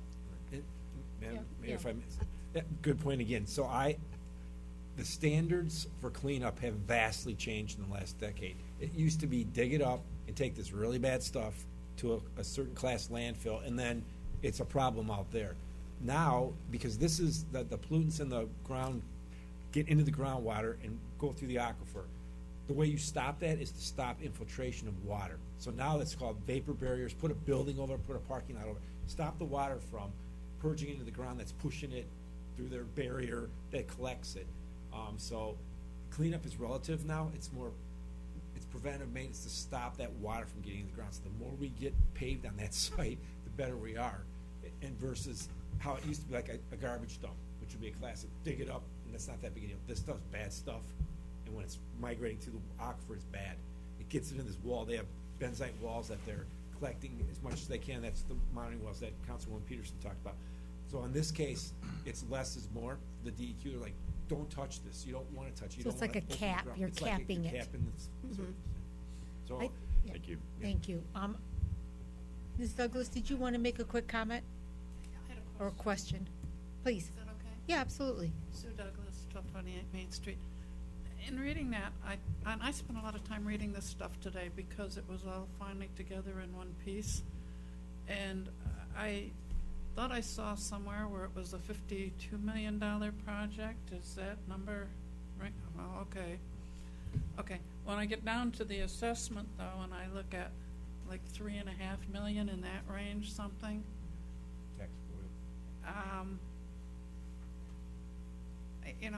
I'm wondering about the value of this and what kind of approach does that take to get to that, and if they have an income approach, what happens then? So I'm concerned about it. That's all I wanted to say. Thank you. Thank you. Thank you. Councilmember Cuthbertson. Thank you. I've shared that concern in a prior meeting about, where does this land from a valuation standpoint? And of course, the response at the time was, well, then that goes back to the viability of the TIF plan itself. So there's this sort of self-reinforcing, self-correcting loop. But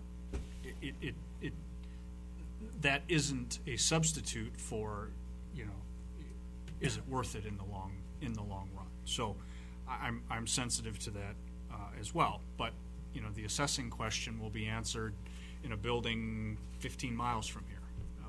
It won't be answered in this room, but rather over in Oakland County. I had two more generalized questions. We recently engaged consulting engineers. I don't remember if it's ATK or AKT.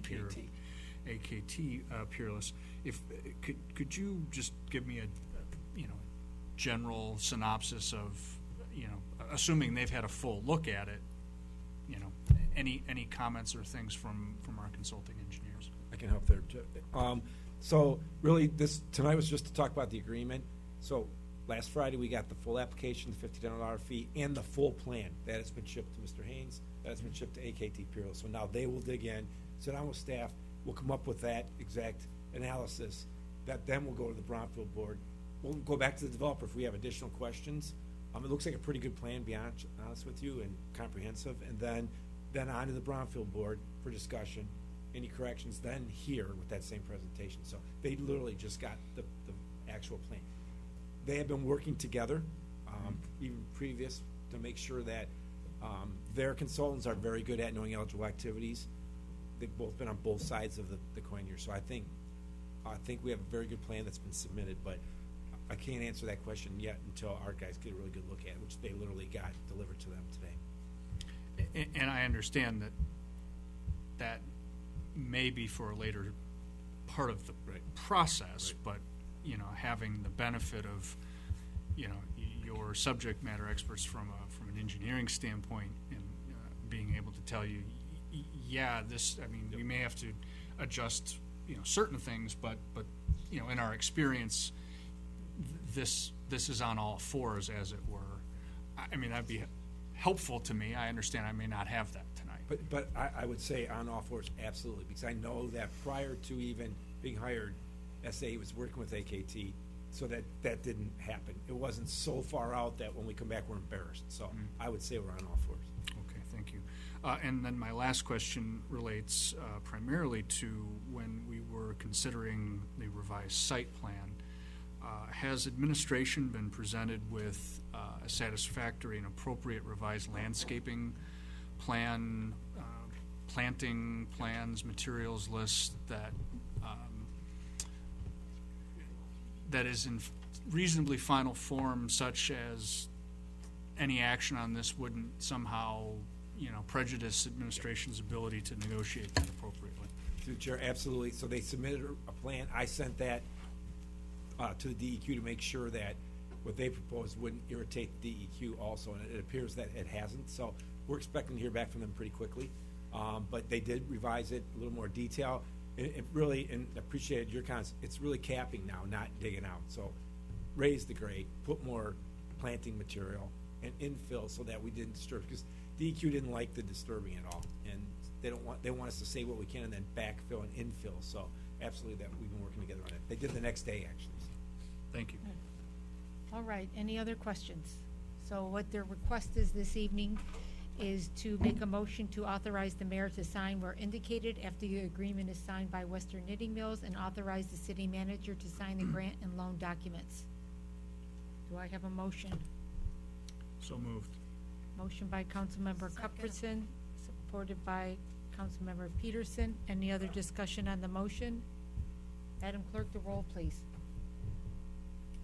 Dalden. Yes. Vixen. Yes. Cuthbertson. Yes. Jovenelli. Yes. Peterson. Yes. Ray. Yes. Thank you. I'm pulling item 9B, so we won't do that this evening. Thank you. Next, we have a report from the city attorney regarding charitable solicitation of contributions in public roadways. Mr. City Attorney, looks like we're back at this again. We are back at it. About a year ago, there was an Attorney General opinion that concluded that solicitation in the roadway is prohibited by the statutes. And therefore, there was an opinion letter August 16 of last year with my comments on that. In response, apparently, to the Attorney General opinion, the legislators proceeded to amend the statute to specifically allow charitable and civic organization charitable solicitation in the roadways. In the materials, I did attach the act if people were curious, but it did set forth a number of criteria and circumstances regarding such things as required insurances. You have to comply with the local regulations. It has to be at least 18 years old, wear high visibility security apparel, and so forth. So, in fact, the act specifically states that a local government or road authority can regulate it, but it cannot prohibit it. But they did throw the cities and road commissions a bone, said that the city would not be liable for claims arising from their activities in the streets.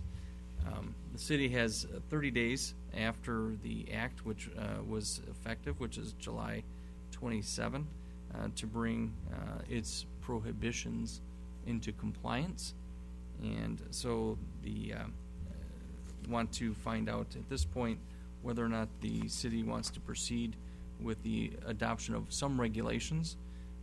What I've prepared is a resolution which gives the background of the changing of direction from the AGs now to the legislators, then to incorporate the statutory limitations and regulations, and then I ended up putting in suggested bullet point criteria that would regulate but not prohibit solicitation. The police chief and I did go through this and discussed these and feel these to be appropriate regulations. This is not an ordinance, but it is a resolution, so if an entity wanted to solicit funds in the roadways, they would have to meet they'd have to file their application as a special event, and then it would be processed through the police department to make sure that they would be in compliance with all of the statutory requirements, and so we can advise them as to what we require. So if, unfortunately, this is one of those that we cannot completely opt out of, so the idea was to regulate it as much as possible to make a safe environment for all involved. I have to say that this is one of the items that I used to get a lot of calls on. People couldn't stand it. So at this point, we have to allow it, but we're trying to allow it with the enclosed guidelines.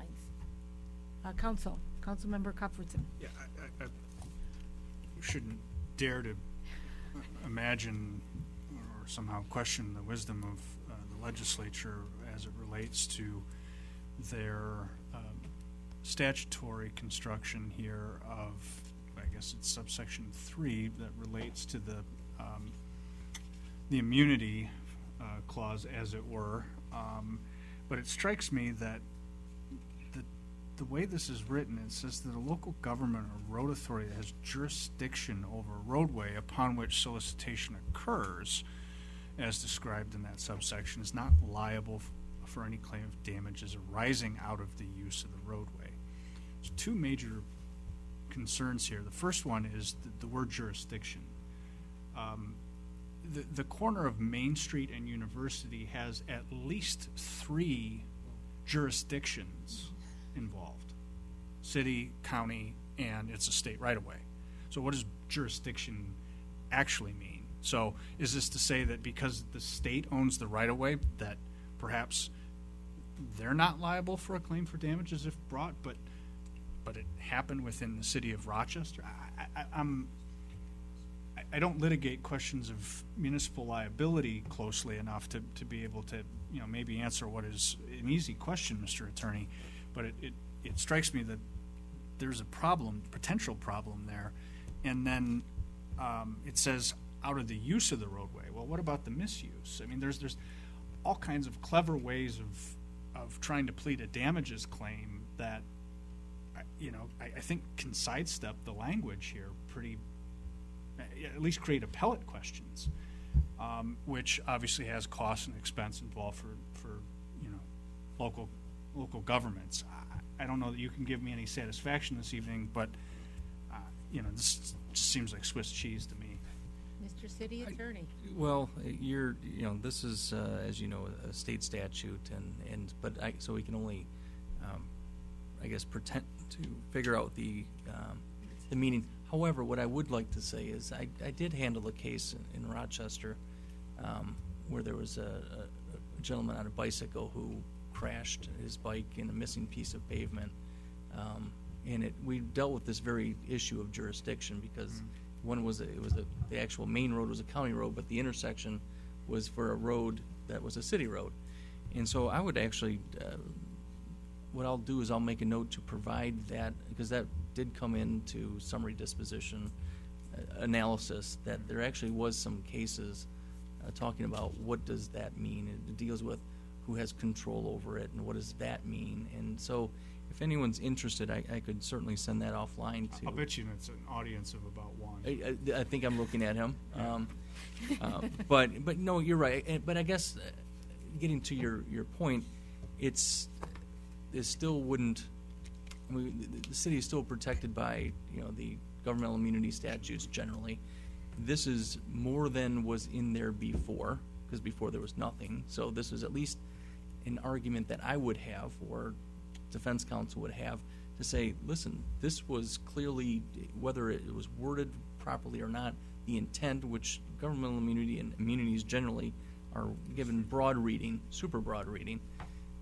The intent is they're out there at their own risk, and it's not the city's issue. And so while I appreciate the word issues that arise with such words like jurisdiction and what roadway, and they probably had the same type of discussions of, is that the right word? I hope so I appreciate it, but I think it's something more than nothing, and I don't think it diminishes general governmental immunity protections as well, and it's the sandwich that were dealt with in Mr. Giovanelli's. Oh, yeah, that one. Yeah. Councilmember Giovanelli. With a lot less bread. Yeah, thanks. I always enjoy watching attorneys go back and forth and fee generation justification, although on one side it's fee-less services, right? No, I just Charitable deduction. Yeah, right, exactly. Correct me if I'm wrong, but in the past, when we would allow these fundraising activities to occur, they actually had to sign a release that granted the city. Is my memory poor? I realize it's probably yes is the answer to that question, but it seems to me that in the past we've had agreements come forth where so-and-so organization wants to do fundraising and they're in the streets, and part of it was a general blanket release of all liability. Does that not take care of it? Well, and I don't recall if it was a special event before, but the chief is saying yes. Yes. And part of the special event, like you'll see in your packet tonight, Yeah. there's the indemnification to hold harmless. So, yes. Does it matter? So contractually, Yeah. that they were also releasing and indemnifying us All right, for good. those I things. mean, you can never have enough indemnification. Agreed. So, Mr. City Attorney, what are you looking I'm for looking, us?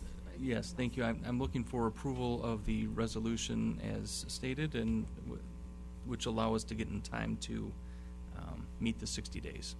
So moved. Councilmember Giovanelli, support? Support by Councilmember Peterson. Any other discussion on the item? Madam Clerk, the roll. Dalden? Yes. Vixen? Yes. Cuthbertson? Yes. Giovanelli? Yes. Peterson? Yes. Ray? Yes. Thank you. Receive a report from the DDA and Paint Creek Trailway Liaison. The DDA would be myself. Paint Creek, she enclosed the minutes, but Mayor Pro Tem is not here today to do a in-person report. The main topic well, there's two items. I'll go to the annual downtown maintenance walk.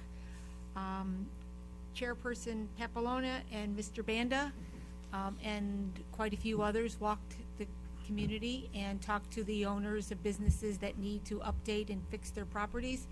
I think it went well. They have a whole list of businesses that they're working on, and they agreed that the alleys are something that they're focusing on moving forward. But they talked to business owners about the front painting and fixing up in the back, cleaning up the garbage. We had a discussion, which all of you can relate to, about cigarette butts and trash, and they're working with businesses on that. The next item, which will move into item 11A. Could I add one Absolutely. thing? Madam Mayor, and I've mentioned this to Mr. Pamplona and Mr. Banda as well. I am a recent transplant to living downtown, and it's I believe it will be temporary, but I've left the beautiful view of Howlett Park to back up to the parking lot behind Kinko's. I'm not sure how we refer to that municipal parking lot there, Kinko's lot. And I've had this conversation, and I understand that the enclosure for the dumpsters that have been newly situated there west of Main, south of 2nd, is primarily chain link fence with some slatting put in it, which is in my opinion, a gross departure from the enclosures that exist in other areas of the downtown. If you look at the parking platform, parking structure, and some of the other locations. And so I would encourage the DDA, this is a general matter, as we invite people to live downtown and to see more residential development downtown, looking at dumpsters and chain link fences is probably not the fit and finish that we're looking for longer term. And so I would encourage that to be considered in future goals and objectives meeting. I will pass that along, because there's also another one that looks pretty bad too. But the one that's behind my old office and that little parking lot that they bricked in, that's another way that they did a nice job. So I will definitely pass that along, because there's another one in the 300 block on that side of Main Street that is in bad shape also. And so that is something that they are discussing, but I definitely will pass those suggestions along. The next is the Rochester Market Preliminary Schematic Design Package. All of you received a copy, I think, in your packets, correct? So this is the preliminary drawings that the DDA board approved, and now we go to round 2. And round 2 is what they've already paid for, is to now take this design and spec it out cost. So I know that one of the council members wanted to have this discussion, so I think it'd be a good segue into discussion regarding the year-round market. So the first phase has been, and they wanted me to emphasize that they're doing this at a very slow pace. And it was my suggestion that I send off to council the designs, so where I'm kind of encouraging them along the way. Each time that something is decided and a progress is made, council is then informed. So the first phase was to get the designs. Victor Soroki, is it? Firm did it, so that's what came back last Wednesday. Now they've sent it back to him to then sit down and price everything out. So that's the phase that they're in right now. They did, a couple of people spoke to fundraising. They spoke to looking for a donor, and funding, bond, TIF, all of that was discussed, but they haven't decided on the mechanism. But I know that it would be a good start at the council's level here to have a general discussion from council on this plan moving forward. So that's where we're at right now. So, Councilmember Cuthbertson. Thank you, and I appreciate the commitment to transparency and presenting, where this concept is. And let me first say that for me, this discussion isn't so much about the concept, even though you can argue whether this really is the growth of the farmers market incrementally that we've talked about in the past. I think it's a quantum leap from that, but I don't want to have a substantive debate on the merits of the market this evening for a couple of reasons. Number one, what the DDA wants to do or may want to propose isn't understood, and it isn't where we have information to make decision on a project. Having said that, the piece that I do think is important, and I'm glad that it can be, I hope, accomplished separate and apart from the merits of the project, is the general scope of what's on the table is without question several $1 million. And if I understand what happens inside this building, somewhere in the low 6 figures in terms of annualized operating costs. Okay. Annualized operating cost questions notwithstanding, this city has shown I think a positive ability to put forward business plans, right, that assume and undertake what we know or what we think we know, and make adjustments to break even. So that side I'm not as necessarily concerned about at this point, but I know maybe others are. What I'm interested in having some council discussion upon before questions about how to finance several $1 million, whether it's 2, 3, 4, whatever the number is, but numbers that big, without a major donor, absolutely begs the question of bonding, and on what terms and for what duration. So at present, and we'll sort of go back into the time machine here, and I could spend half an hour on this, but in thinking about it, I want to try and keep it very, very plain. The DDA was originally, the base district was created in 1982. The TIF overlay happened in 1983, so that's a funding mechanism where dollars or increases in value based on the growth in property value in the district from 83 on accrue to the DDA. Well, in order to do that, you have to have a TIF plan, right? And that TIF plan has to have a term of years. And right now, that has been, I believe that term of years has been amended twice, if not 3 times. So forgive me for maybe not having which number that is. But right now, the DDA TIF, right, which is the TIF plan is the mechanism by which the tax increment financing happens for the DDA, is about 34 years old. It's set to expire, the TIF plan, the current TIF plan as amended, is set to expire in 2030.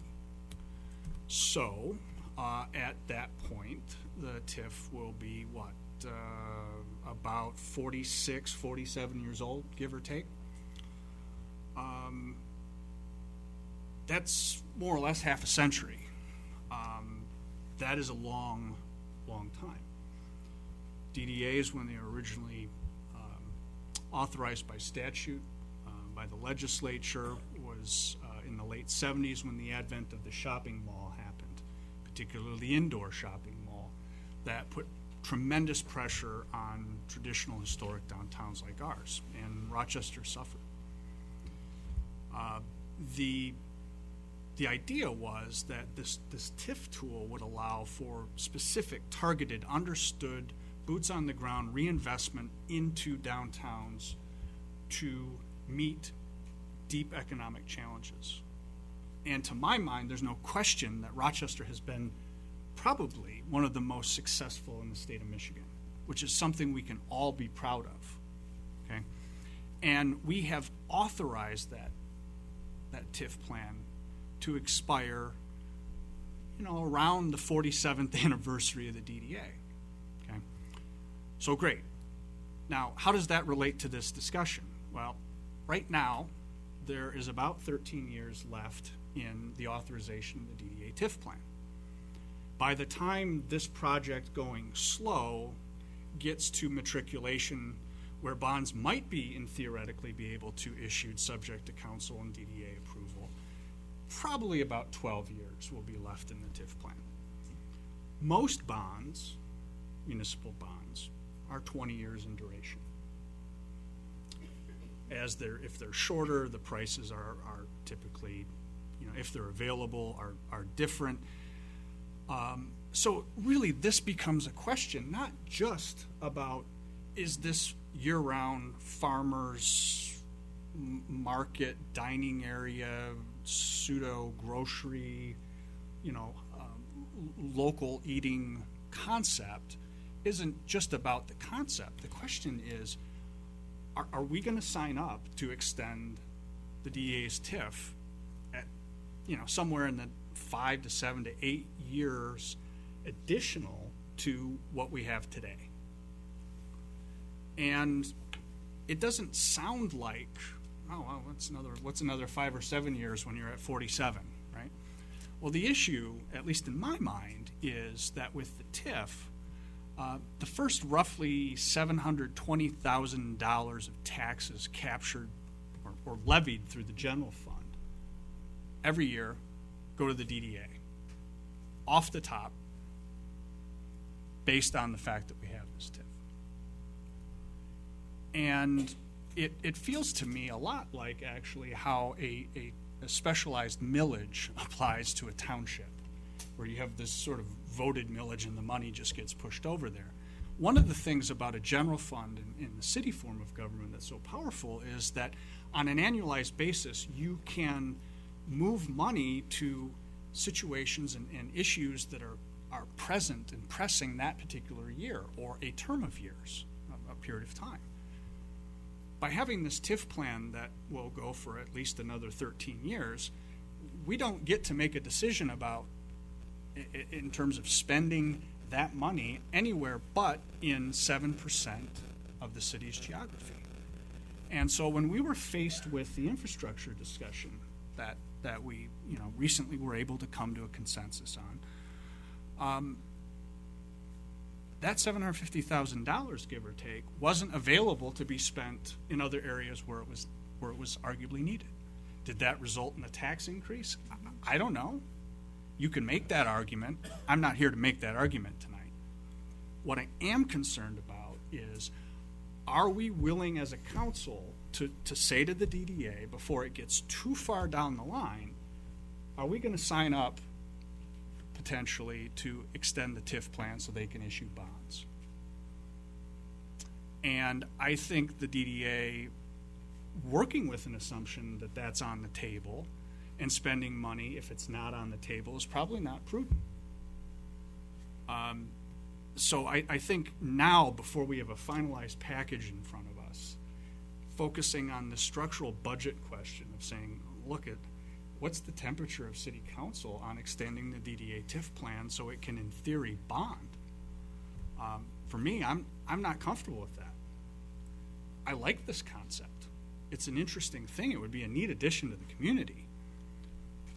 Project itself is a pure amenity as it relates to, health, safety, and welfare. I mean, it's surely an amenity. But what are we going to do? Are we going to allow the DDA to, go down this project plan path, to come here with a fully vetted project for several $1 million that requires bond financing, to say no? We're not comfortable with bond financing? Or by extension, are we going to, as a council, be under the pressure to say no to something, after it has this emotional constituency, after the project is fully shaped and formed? And so I think, clear communication, deliberation about, whether an extension of the TIF plan is on the table. And I'd love to hear my colleagues' thoughts on it. Councilmember Giovanelli. Thank you, Madam Mayor. No, and I agree. Those are all great points. No secret, I'm a numbers guy, so until I have the numbers in front of me, it's hard for me to make a rational decision of what it is going to look like. The state has been making rumblings of doing away with the TIF, as it were, already. So that decision could get made for us way before 12 years or 13 years. So I want to make sure I understand what our different options are. So until I know what the hard numbers are to do this, and I want to look at the business pro forma, and I want to look at the other communities that have done this, I think it's a fantastic idea. I think it's a great project that would have a catalyst well in the future. But I know what I don't want to do. What I don't want to do is to hamstring the city into having all these different bonding things going on and have another economic downturn and I can't pay for it, and or we do this bond issue just as a discussion point and the state does away with the TIFs and basically knocks them out to begin with.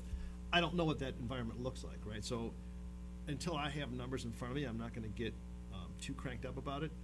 I do support the project in a general matter. I think it's important that we do the improvements that we've done with infrastructure and dealing with all the other stuff, but we also have to do things that are catalyst projects that will bring development in. Is there, Rochester Mills Brewing Company, sponsored, naming rights, that kind of thing, right? I have no idea. I want to see what that looks like. I think that needs to be part of the proposal that comes forth. And as a member of the DDA, I intend to make sure that happens. But as a general matter, in terms of extending the TIF because of this particular project, this would not force me to do that. I would, if anything, if it ever came to that, and once again, we're talking about things we don't have all the information on yet, so it's super hard to even, we're pontificating on things we don't really know of. The money that's been spent so far to do this and what's been authorized, this is just to, what does the idea look like, right? And then I think we can have a robust discussion on it. I'm not in favor of extending anything. I think it's time, this is not a surprise, we've talked about this ad nauseum. What my colleague was trying to say that I don't know if anybody understood or equally grasped, but basically all of the value from 1984 on has gone directly to the DDA. The city doesn't benefit from it, but yet we do police and fire and all the other things that we do. So there's a lot of moving parts, but for me, I'm a CPA, I need the numbers, and so let's look at the numbers, the pro forma, and wait till it comes back, and then let's just beat the, sandwich out of it up here and see what happens. But, I'm, like I said, I'm not in a position to get all cranked up about it right now. I want to see the numbers first. And I'll just follow up. I think this is a good time to start this discussion. Yeah, I for think sure, it's a real good time because we just talked about it at DDA, and I really am trying to go out of my way to make sure this dialogue and this transparency stays open. So that's why I wanted it. And I spoke to Councilmember Cuthbertson, and I said, this is a great time to introduce this, get it out there in the public. I don't want anybody to say, we're hearing a lot of, well, I didn't know that we were thinking of doing that. Well, we're telling you that those are the options that are on the table. The bonds, the donors, the fundraising, extending the TIF. That is part of the general discussion and has been from day one. Right. So I'd say just in wrapping that up, right? So, I don't.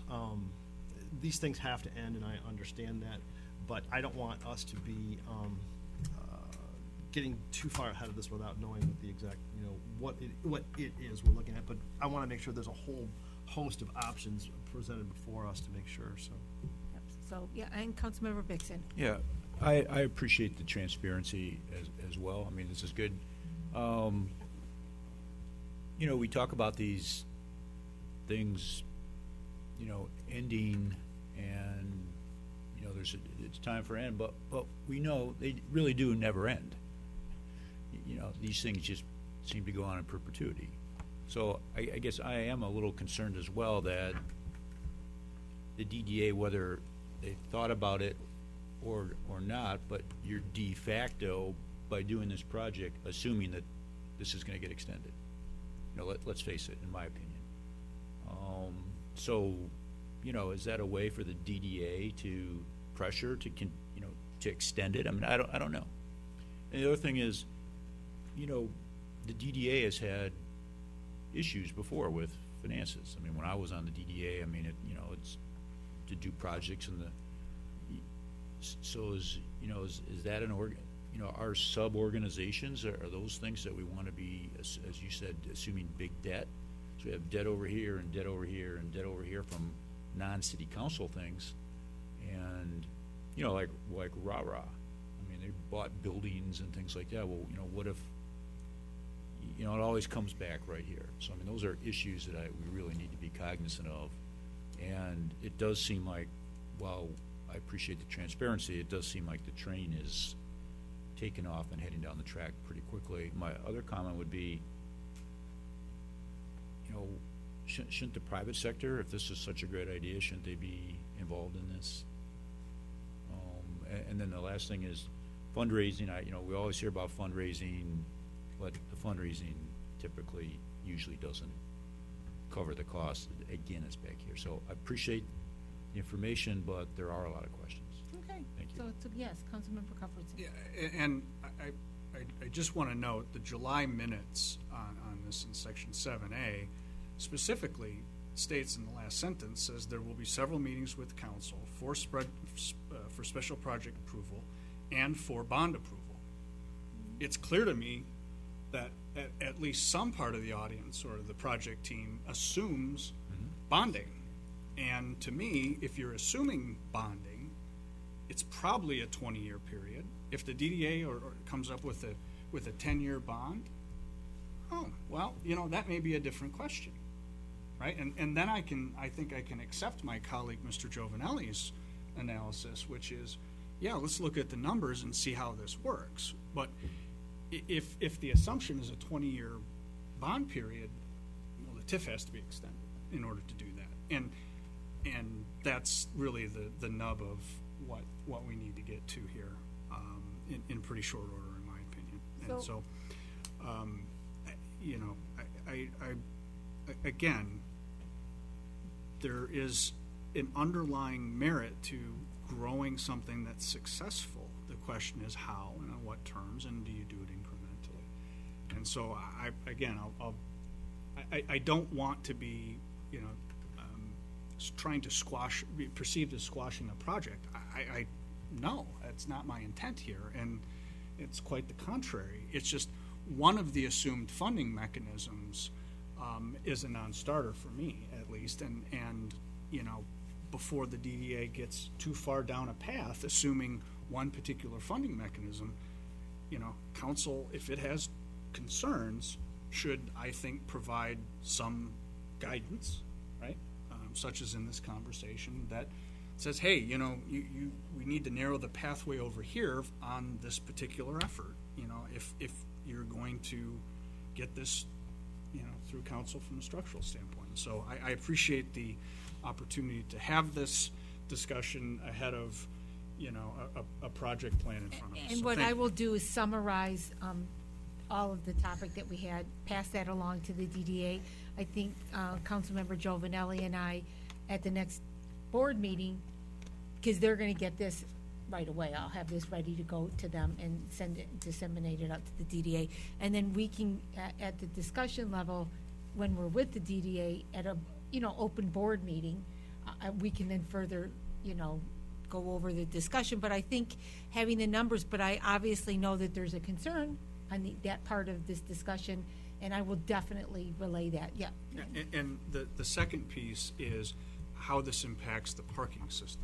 Okay. And I know that my colleagues, Mr. Giovanelli and the mayor are Yeah. on the parking committee, right? And so you're squarely presented with two different questions, Yeah. right? Of, okay, well, presuming that there's a way to do this project in a broadly acceptable way, does this make sense for the parking system? And I think that question should be pretty well vetted towards the front end of this as well. Well, and also, I just to that point, that was the 2 or 3 DDA board members' major concern was parking. Because Nick and myself kind of went over planning commission's parking, how they feel about parking, and then how the parking system works. So that was definitely stressed at the last DDA meeting, but I will then turn around and go over that again. And Ms. Douglas, I think you wanted to make a comment? Sue Douglas, 1228 Main Street. I was on the council when we set up the DDA, and some of that was done. The downtown was a mess at the time. I understand. Clarion at the time did a collage editorial of all the boarded up business fronts, and we knew that if we didn't set it up, it was going to cost the general fund money, and this was one way to shift that over. But did I expect it to be here today? Absolutely not. Thank you, Ms. Douglas. I mean, I was looking at 20-year bonds, and I'm thinking, 20 years, okay, we can get a lot done in that time, and we did. But, thank you. So, that's my comment. Thank you. But Good the worm may discussion. have turned, that's my point, where now the general fund needs the revenue. Thank you. Any other? Yeah, Councilmember Ray. Thank you. I was just going to add, and for what it's worth, the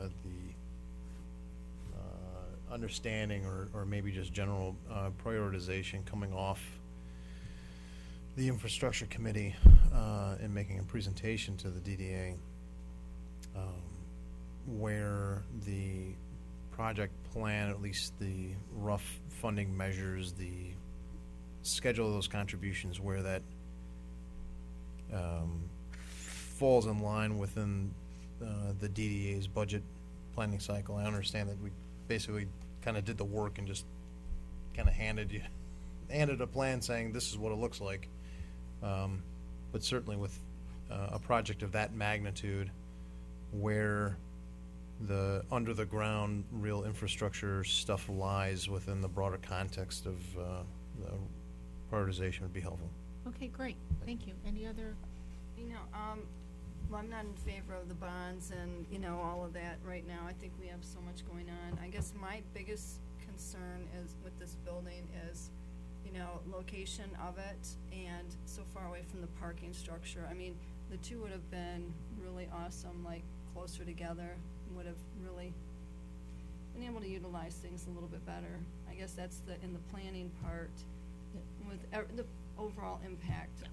And it's a good look. It just that they were using property they owned. They weren't No, gonna buy I it. totally get it. I just, No, and it's a good, that's why I said parking was definitely something that 3 members brought up as a concern. So I think that you have a very, Yeah, and only one other thing, Madam Mayor, is I would like to know what their plan is to replace more movies in the moonlight and things that the community is really, looking forward to having and take part in. I'd hate to lose some of the things that are so good. Okay. Because they use that parking lot that might not be there anymore. Right. Good feedback. Thank you, Council. Next, we'll move on to receipt of check register and reports. Mr. City Manager. Thank you. Sorry. So, first item are 2 AP runs. The first one is on August 17th, and the second one is August 24th. As for manager miscellaneous items. Yes, please, we'll move to that. Thank you. Madam Mayor, I just have one question. Yes. Oh, yes. Yeah, on the And receipt. we have one question on the Oh, check sure. receipt. Yep. Yes. Yep. Is this a payment for a Badger meter, that 52,000? It's 720, A17. It's 52,128. Is that a payment for meters? Yes. Yeah. Oh, Anthony, if you could come up, thanks. Yes, yeah, that's for the irrigation meters. Yes, Water that's meters. payment for the irrigation meters. We purchased the meters to redo our stock. That particular order is for irrigation meters. So then as they purchase them, we get paid Right. back as a revenue from the permit. So there'll be an offset. Yeah. Okay. This is us up front purchasing the actual meters that residents are purchasing, part of the irrigation component. How many meters is that then? I can double. We can check probably, that. yeah, I was gonna say, I'd be happy to work with both Public Works and Yeah. Finance to see how many probably from the beginning and Oh, from give, the- yeah, okay. give council an update as how many meters have been, and permits and meters have been issued. Okay, this isn't just something that just happened of just one big purchase. Well, this is the next time. round. I think we're Okay. replenishing our Yeah, actual okay. irrigation Okay. meter. Yeah, redoing the stock, yeah. There was another, Okay. yeah. Great. All right, thank you. Miscellaneous, Yep, please. for miscellaneous, I had 3 items. The first, due to the Hurricane Harvey, those wanting to help, we've posted on the city's website information for the American Red Cross and the Salvation Army. So there's various links if people want to either make donations or find out how they can help. So that is posted right on the city's website. Next, I wanted to point out that last week the city was honored by Oakland County with, let me grab the plaque. We actually got to receive a Yeah. plaque. Yeah, so the mayor, Mark, our DDA chairman, and Christy and myself went out to the county and received this plaque that Adam, our commissioner, actually did a wonderful job presenting. And this proclamation, I'll make sure it gets hung prominently here in City Hall. Notes our 12 consecutive years as a national Main Street. So I just wanted again to note that. And then the final component or final item I wanted to note is the Letica road paving improvements that will be starting this Wednesday. This is again using grant dollars and the city dollars to do some of the road improvement that the Infrastructure Committee and City Council has approved. We got $14,400 once, and then we applied for a matching grant a second time, so $28,800 total from the Oakland County government. And then we're putting, I believe, it's around $50,000 to basically do a mill and fill from basically where the concrete transfers over to asphalt down towards the bottom, just past the parking lot from Rah-Rah, just south of the OPC south parking lot. OPC has sent out actually today to all of their members a little alert just to let everybody know that for 2 days we're going to have the road closed as they're actually doing that work. And that work is scheduled for this Wednesday and Thursday if weather cooperates. We'll have information on our website, and street sign closure signs will be posted as well. Did you have the ground crew? Did you want to? Oh, I wasn't sure if Okay. Jeff wanted to bring that up or not. Councilmember Cuthbertson, did you want to talk about the brownfield policies? Yeah, thank Rochester? you. welcome.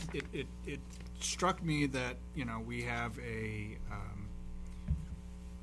outline. It was just, my sense that, there needed to be a little more meat on the bones, as it were. I do know that, we had some discussion, particularly around, duration. That does seem to be missing from the length of a TIF plan, brownfield plan. There was some variety of opinion maybe on that question at council, but whether it's 5, 7, 9, 11, 30 years, whatever, 55 years, whatever the number may be as it relates to the brownfield TIF, I didn't see where that, that there was any kind of number that says, hey, look, we're generally in the 5 to 7 or 5 to 8 year range. Special circumstances may allow for a longer payback period. So I think that needs to be fleshed out a bit more. The discussion or the sentence that addressed the pro forma of the developer, I know what that sentence is trying, I think what it's trying to say, but we need to be able to, I think, spell out what, specifically what kinds of documents we want. I want to see an actual pro forma that demonstrates the actual, the land acquisition cost, the assumed internal rate of return for the development, and get under the hood of the economics of the deal that the developer is trying to do. And if those parameters fall outside, if somebody's looking for a 40% return and is asking for a 9-year TIF plan, we're subsidizing land transactions through this potentially. And I'll try to get more specific with some suggestions, but I think we need to get a little bit more detail there, but before that's taken as the gospel. I do want to note, item 3 is in the policy or the suggestion one. It says, except in unusual circumstances, a brownfield plan tax capture should be 10 years or less. Yeah. So I'm just saying that it was addressed in here, and you're right, there was some range with the joint meeting. But this is what I think right now was, and that's, we were asking for feedback. Okay, so I do remember with a preference 5 to 7 years, I think was that was what my suggestion was. But I would agree 10 years or less. So would you like us to maybe send some, because we do want to get this done. We do, yeah. So any other, and then on the next city council meeting, maybe we would have something brought forward. And then just Yeah, absolutely. by way of understanding the work product, so we would present these suggestions in the form of a outline of the triggers that council is generally has some consensus upon.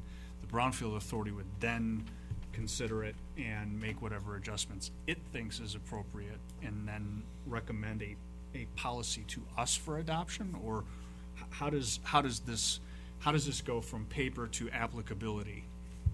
I can take a shot, Jeff. So they already took a stab what they thought took place at the meeting. They'll make correct. You're the final decision maker, so we don't want to keep going back and forth. We make corrections. We send it to its policy. A lot of it was left open in it, so there's circumstances in each plan. But I suspect you'll give us comments. We'll take it back. So this is the discussion at council. They'll say thank you. When is Don't their listen next to- meeting? Soon, like within a couple of weeks. Okay, so we could, go ahead. And I just want to be clear. I want to allow for a conversation with the Brownfield Authority that says, okay, we understand what council's saying here. This makes sense or doesn't make sense to us. And so we get that feedback, right? And then, council can say, well, maybe we do need to change this piece or not change this piece, or say, look, you're not going to get one through this council that with this in place, right? So maybe you just understand that. So I don't want this to be council necessarily dictating policy, but I don't want I want that conversation. But I don't want the Brownfield Authority out there jousting at windmills to send proposals here. They're just never going to get approved. I think that we talked about, and Jeff's the conservative on this side, probably more than me. Economic development guy, hey, let's make it happen. He keeps us under control here. So we'll tend to be conservative. But we also decide this, because this is our first one, it might be every time, we're going to have a joint meeting. When the plan is approved by the authority, they're going to come, we're going to have a joint meeting, probably a special meeting before a regular council meeting, to make the presentation so we can have dialogue together. Because they're a recommending body, but they don't want to assume anything. They want to work together before we make that decision to pass it on. So it's not unusual for Brownfield authorities to sit with study meetings with their councils and say, this is what we're trying to, why we did it, so that you're all comfortable with it at the same time. So that's what I think would happen. Go ahead. So sort of building on that, then it may be helpful for and other communities may have this already, so forgive me if it's maybe easy to just grab somebody else's policy, but, you know, what's the life cycle on, you know, on a brownfield development project? Okay, where does it start? Where does it go and when, right? And so everybody sort of gets a roadmap, both, you know, from a developer standpoint and decision makers here, that we know generally how this thing flows, and it's not, you know, sort of different or a mystery to anyone. I think I know how it goes, but I want it on paper. If I can comment, I think the Brownfield Board wanted to keep the policies flexible, understanding that these projects are, each one of them different. And there was some discussion as to whether or not the policies would be the Brownfield Board's policies or council's policies. Because council obviously has ultimate authority on whether to approve a particular brownfield plan. But the policies being more in the sense of guidelines and to make sure that these items are considered during the consideration of a brownfield plan. So that was the thinking, at least that I heard. So whose policies are they, if I may? Absolutely. Madam Mayor, what was the consensus on that? The consensus, I think, was that the policies were the Brownfield Board's policies for their consideration, understanding that council has ultimate authority to decide yea or nay on any project, including the details of the project. Okay, I'll give that some thought. Okay. Any other comments on this item? Mr. City Manager, That's all I have. anything else? Mr. Banda, Nothing, ma'am, thank you. Madam Clerk. I have one item, Your Honor. This week, the applications for absentee ballots will be going out to the 900 people that are on the permanent list to receive them. And that's all I have. Thank you. Mr. City Attorney. Nothing, thank you. Just applications. Thank you. application. Applications, not ballots. Councilmember Bixson. Yeah, thank you. I have two real quick ones. One, I want to shout out to fire chief and the police chief. I had work on the house next door to me, and some person got stung by a bee, and they went into reaction. And I mean, EMS and police were out there in like 2 minutes, and you know, did a great job. It was probably the most excitement on Terry Street. Since the fire, you know, across the street and Well, the the other power time. outage. Yeah. Power Well, the outage. power, that's not exciting anymore. That's- You're welcome. That was a yeah, softball. yeah. I get my neighbors do enjoy when the power. The only thing they enjoy about the power going out is knowing that I'm going to come in here and get a free shot at it. And then the other thing is, you know, I've been on the trails a lot, and I think it's a really nice thing that our police bike person who's in the park has done a great job on being on the trails, and you know, all the way up to DeQuinder and stuff. And you really don't see that in other communities. You know, all the way up to Paint Creek or even to Romeo. You don't see police anywhere. So I think it's really nice that our police are out there, and also the two guys on the bikes are very nice guys and really, you know, have a nice presence. So it's police protection, but also very friendly. So thank you to the two chiefs. Thank you. Councilmember Ray. Just two things. One, quickly. I'm sorry. Just two things. One, really quickly, an excused absence for the 14th meeting on the 14th. Motion to approve. Could I piggyback on? Yeah, absolutely. So we have a motion to excuse It's a big train. Councilmember Ray, Councilmember Cuthbertson, motion by Councilmember Peterson, support by Councilmember Giovanelli. Madam Clerk, the roll, Well, please. can I Oh, ma- So, Mr. Cuthbertson, do you really think that we would kick you off in the next 5 meetings? Is that what or you never know, right? I mean, You know, it's just consistency, right? It's a habit. I'm just waiting for both no on one. It could be tonight. First time for Aaron. just for the heck of it. Madam Clerk, the roll, please. Dalden. Yes. Dixon. yes. Cuthbertson. Yes. Jovinelli. Yes. Peterson. Yes. Ray. Yes. Anything else, Councilmember Ray? Yeah, and on a lighter note, I hope I don't cause any undue stress for the resident. I don't know their name. I would love to meet them in person. On Pine, I believe, between 3rd and 4th, there is the most unbelievable, fantastic, amazing, blow your mind sunflower Oh, yes, I know who exactly that is. This thing is a little shop of horrors. Like, the sunflower is bigger than the dirt. It's this big. Next to the dentist office. Yeah. In the driveway. It is absolutely mind-blowing. I almost caused an accident because I saw it and I had to stop and see this, to make sure that I saw it was real, it wasn't fake. Take a picture. And if there is any way for that resident or anyone that has any knowledge on it, how I can get a sunflower like that, to please let me know. Just go take it I won't. on the way home tonight. That's on my way home. What I'll Maybe do get some is, seeds. on my way walking some by, seeds. I'll get some seeds for you. But I think it's like special seeds because it's like beanstalk why- seeds. It's just, we had a great. They're magical. Well, whatever it is, I would implore the community, if you can, get me the sunflower. All right. That's all. Thank Anything you. else? No, ma'am. Councilmember Joe Vanelli. Is it a landmark? Might be could be. It's big enough. It could be. Anything? I have nothing of value to add besides. Thank you. Councilmember Cuthbertson.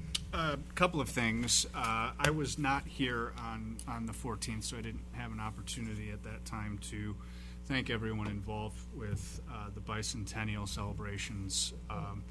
I regret very much that I missed the evening's events. I heard really great things about it, and when a number of years back in putting forward the idea of a bicentennial committee and a City Beautiful committee, I never really had the imagination that what we did and what we've done as a community would happen. But I'm just blown away by both, and very glad that some really wonderful people have stepped up and done a fabulous job on both bodies. And in particular, I know that the mayor was very involved with getting the shoulder to the door and kind of pushing through with administration, and Shannon and Nick and Blaine and others on making the Sundial project happen. But the fundraising for that is an absolute statement, I think, that shouldn't be missed. That something over $110,000 was raised, and it related to this community's history. And I'm hopeful that is a sign of things to come, and not really a one-off. And so, thank you for all that you've done to really make that something special for the community. And I would be remiss if I didn't take a moment to say that. One, changing gears to something much more quotidian, in looking at the manager's report, I see that we've resolved the JHP Pharmaceuticals matter. If memory serves, the assessed value that was being, assessed and taxable value that was being sought was something like half what the current levels are, and they were resolved for tax years 16 and 17 at 15 million. So some reduction. So I'm pleased with the outcome and congratulate the team on that.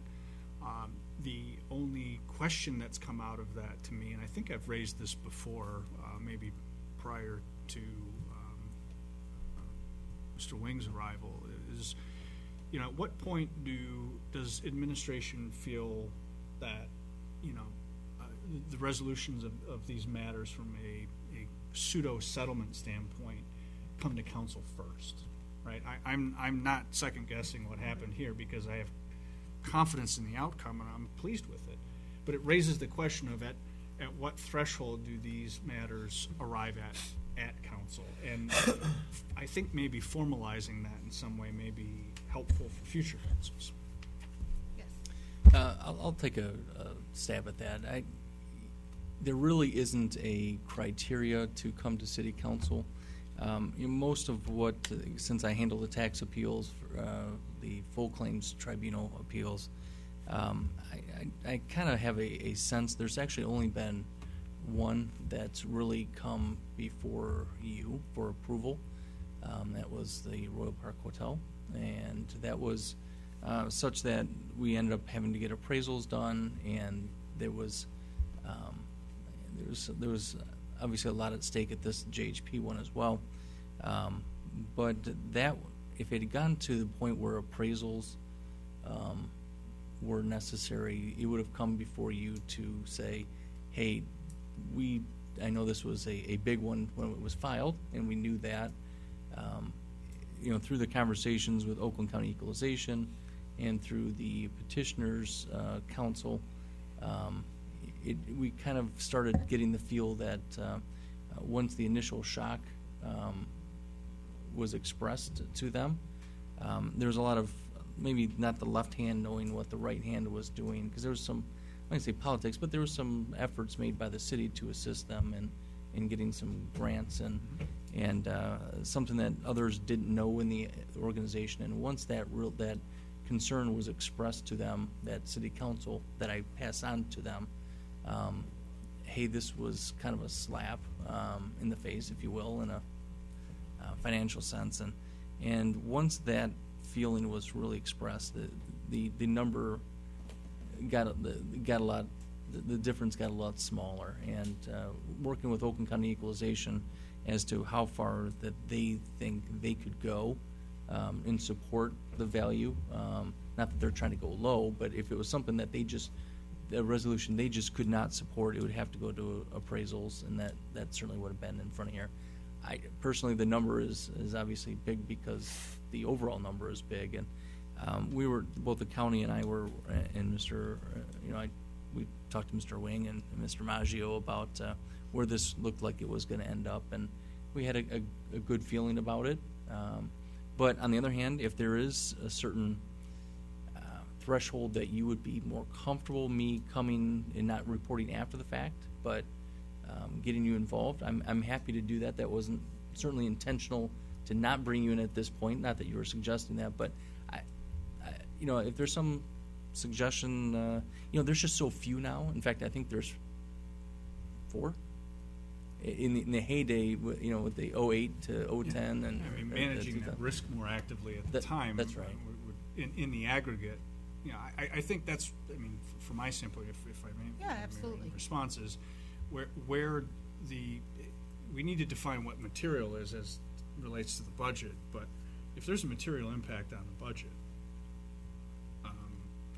in any one or a grouping, there's always going to be outliers and people who are asking for the moon, and I don't want to get too wrapped around the axle in something hard and fast, but that materiality conversation is one that I guess would be more worth thinking about some more. Having said that, if the finance department could give us an update on what this means in terms of the general fund tax dollars.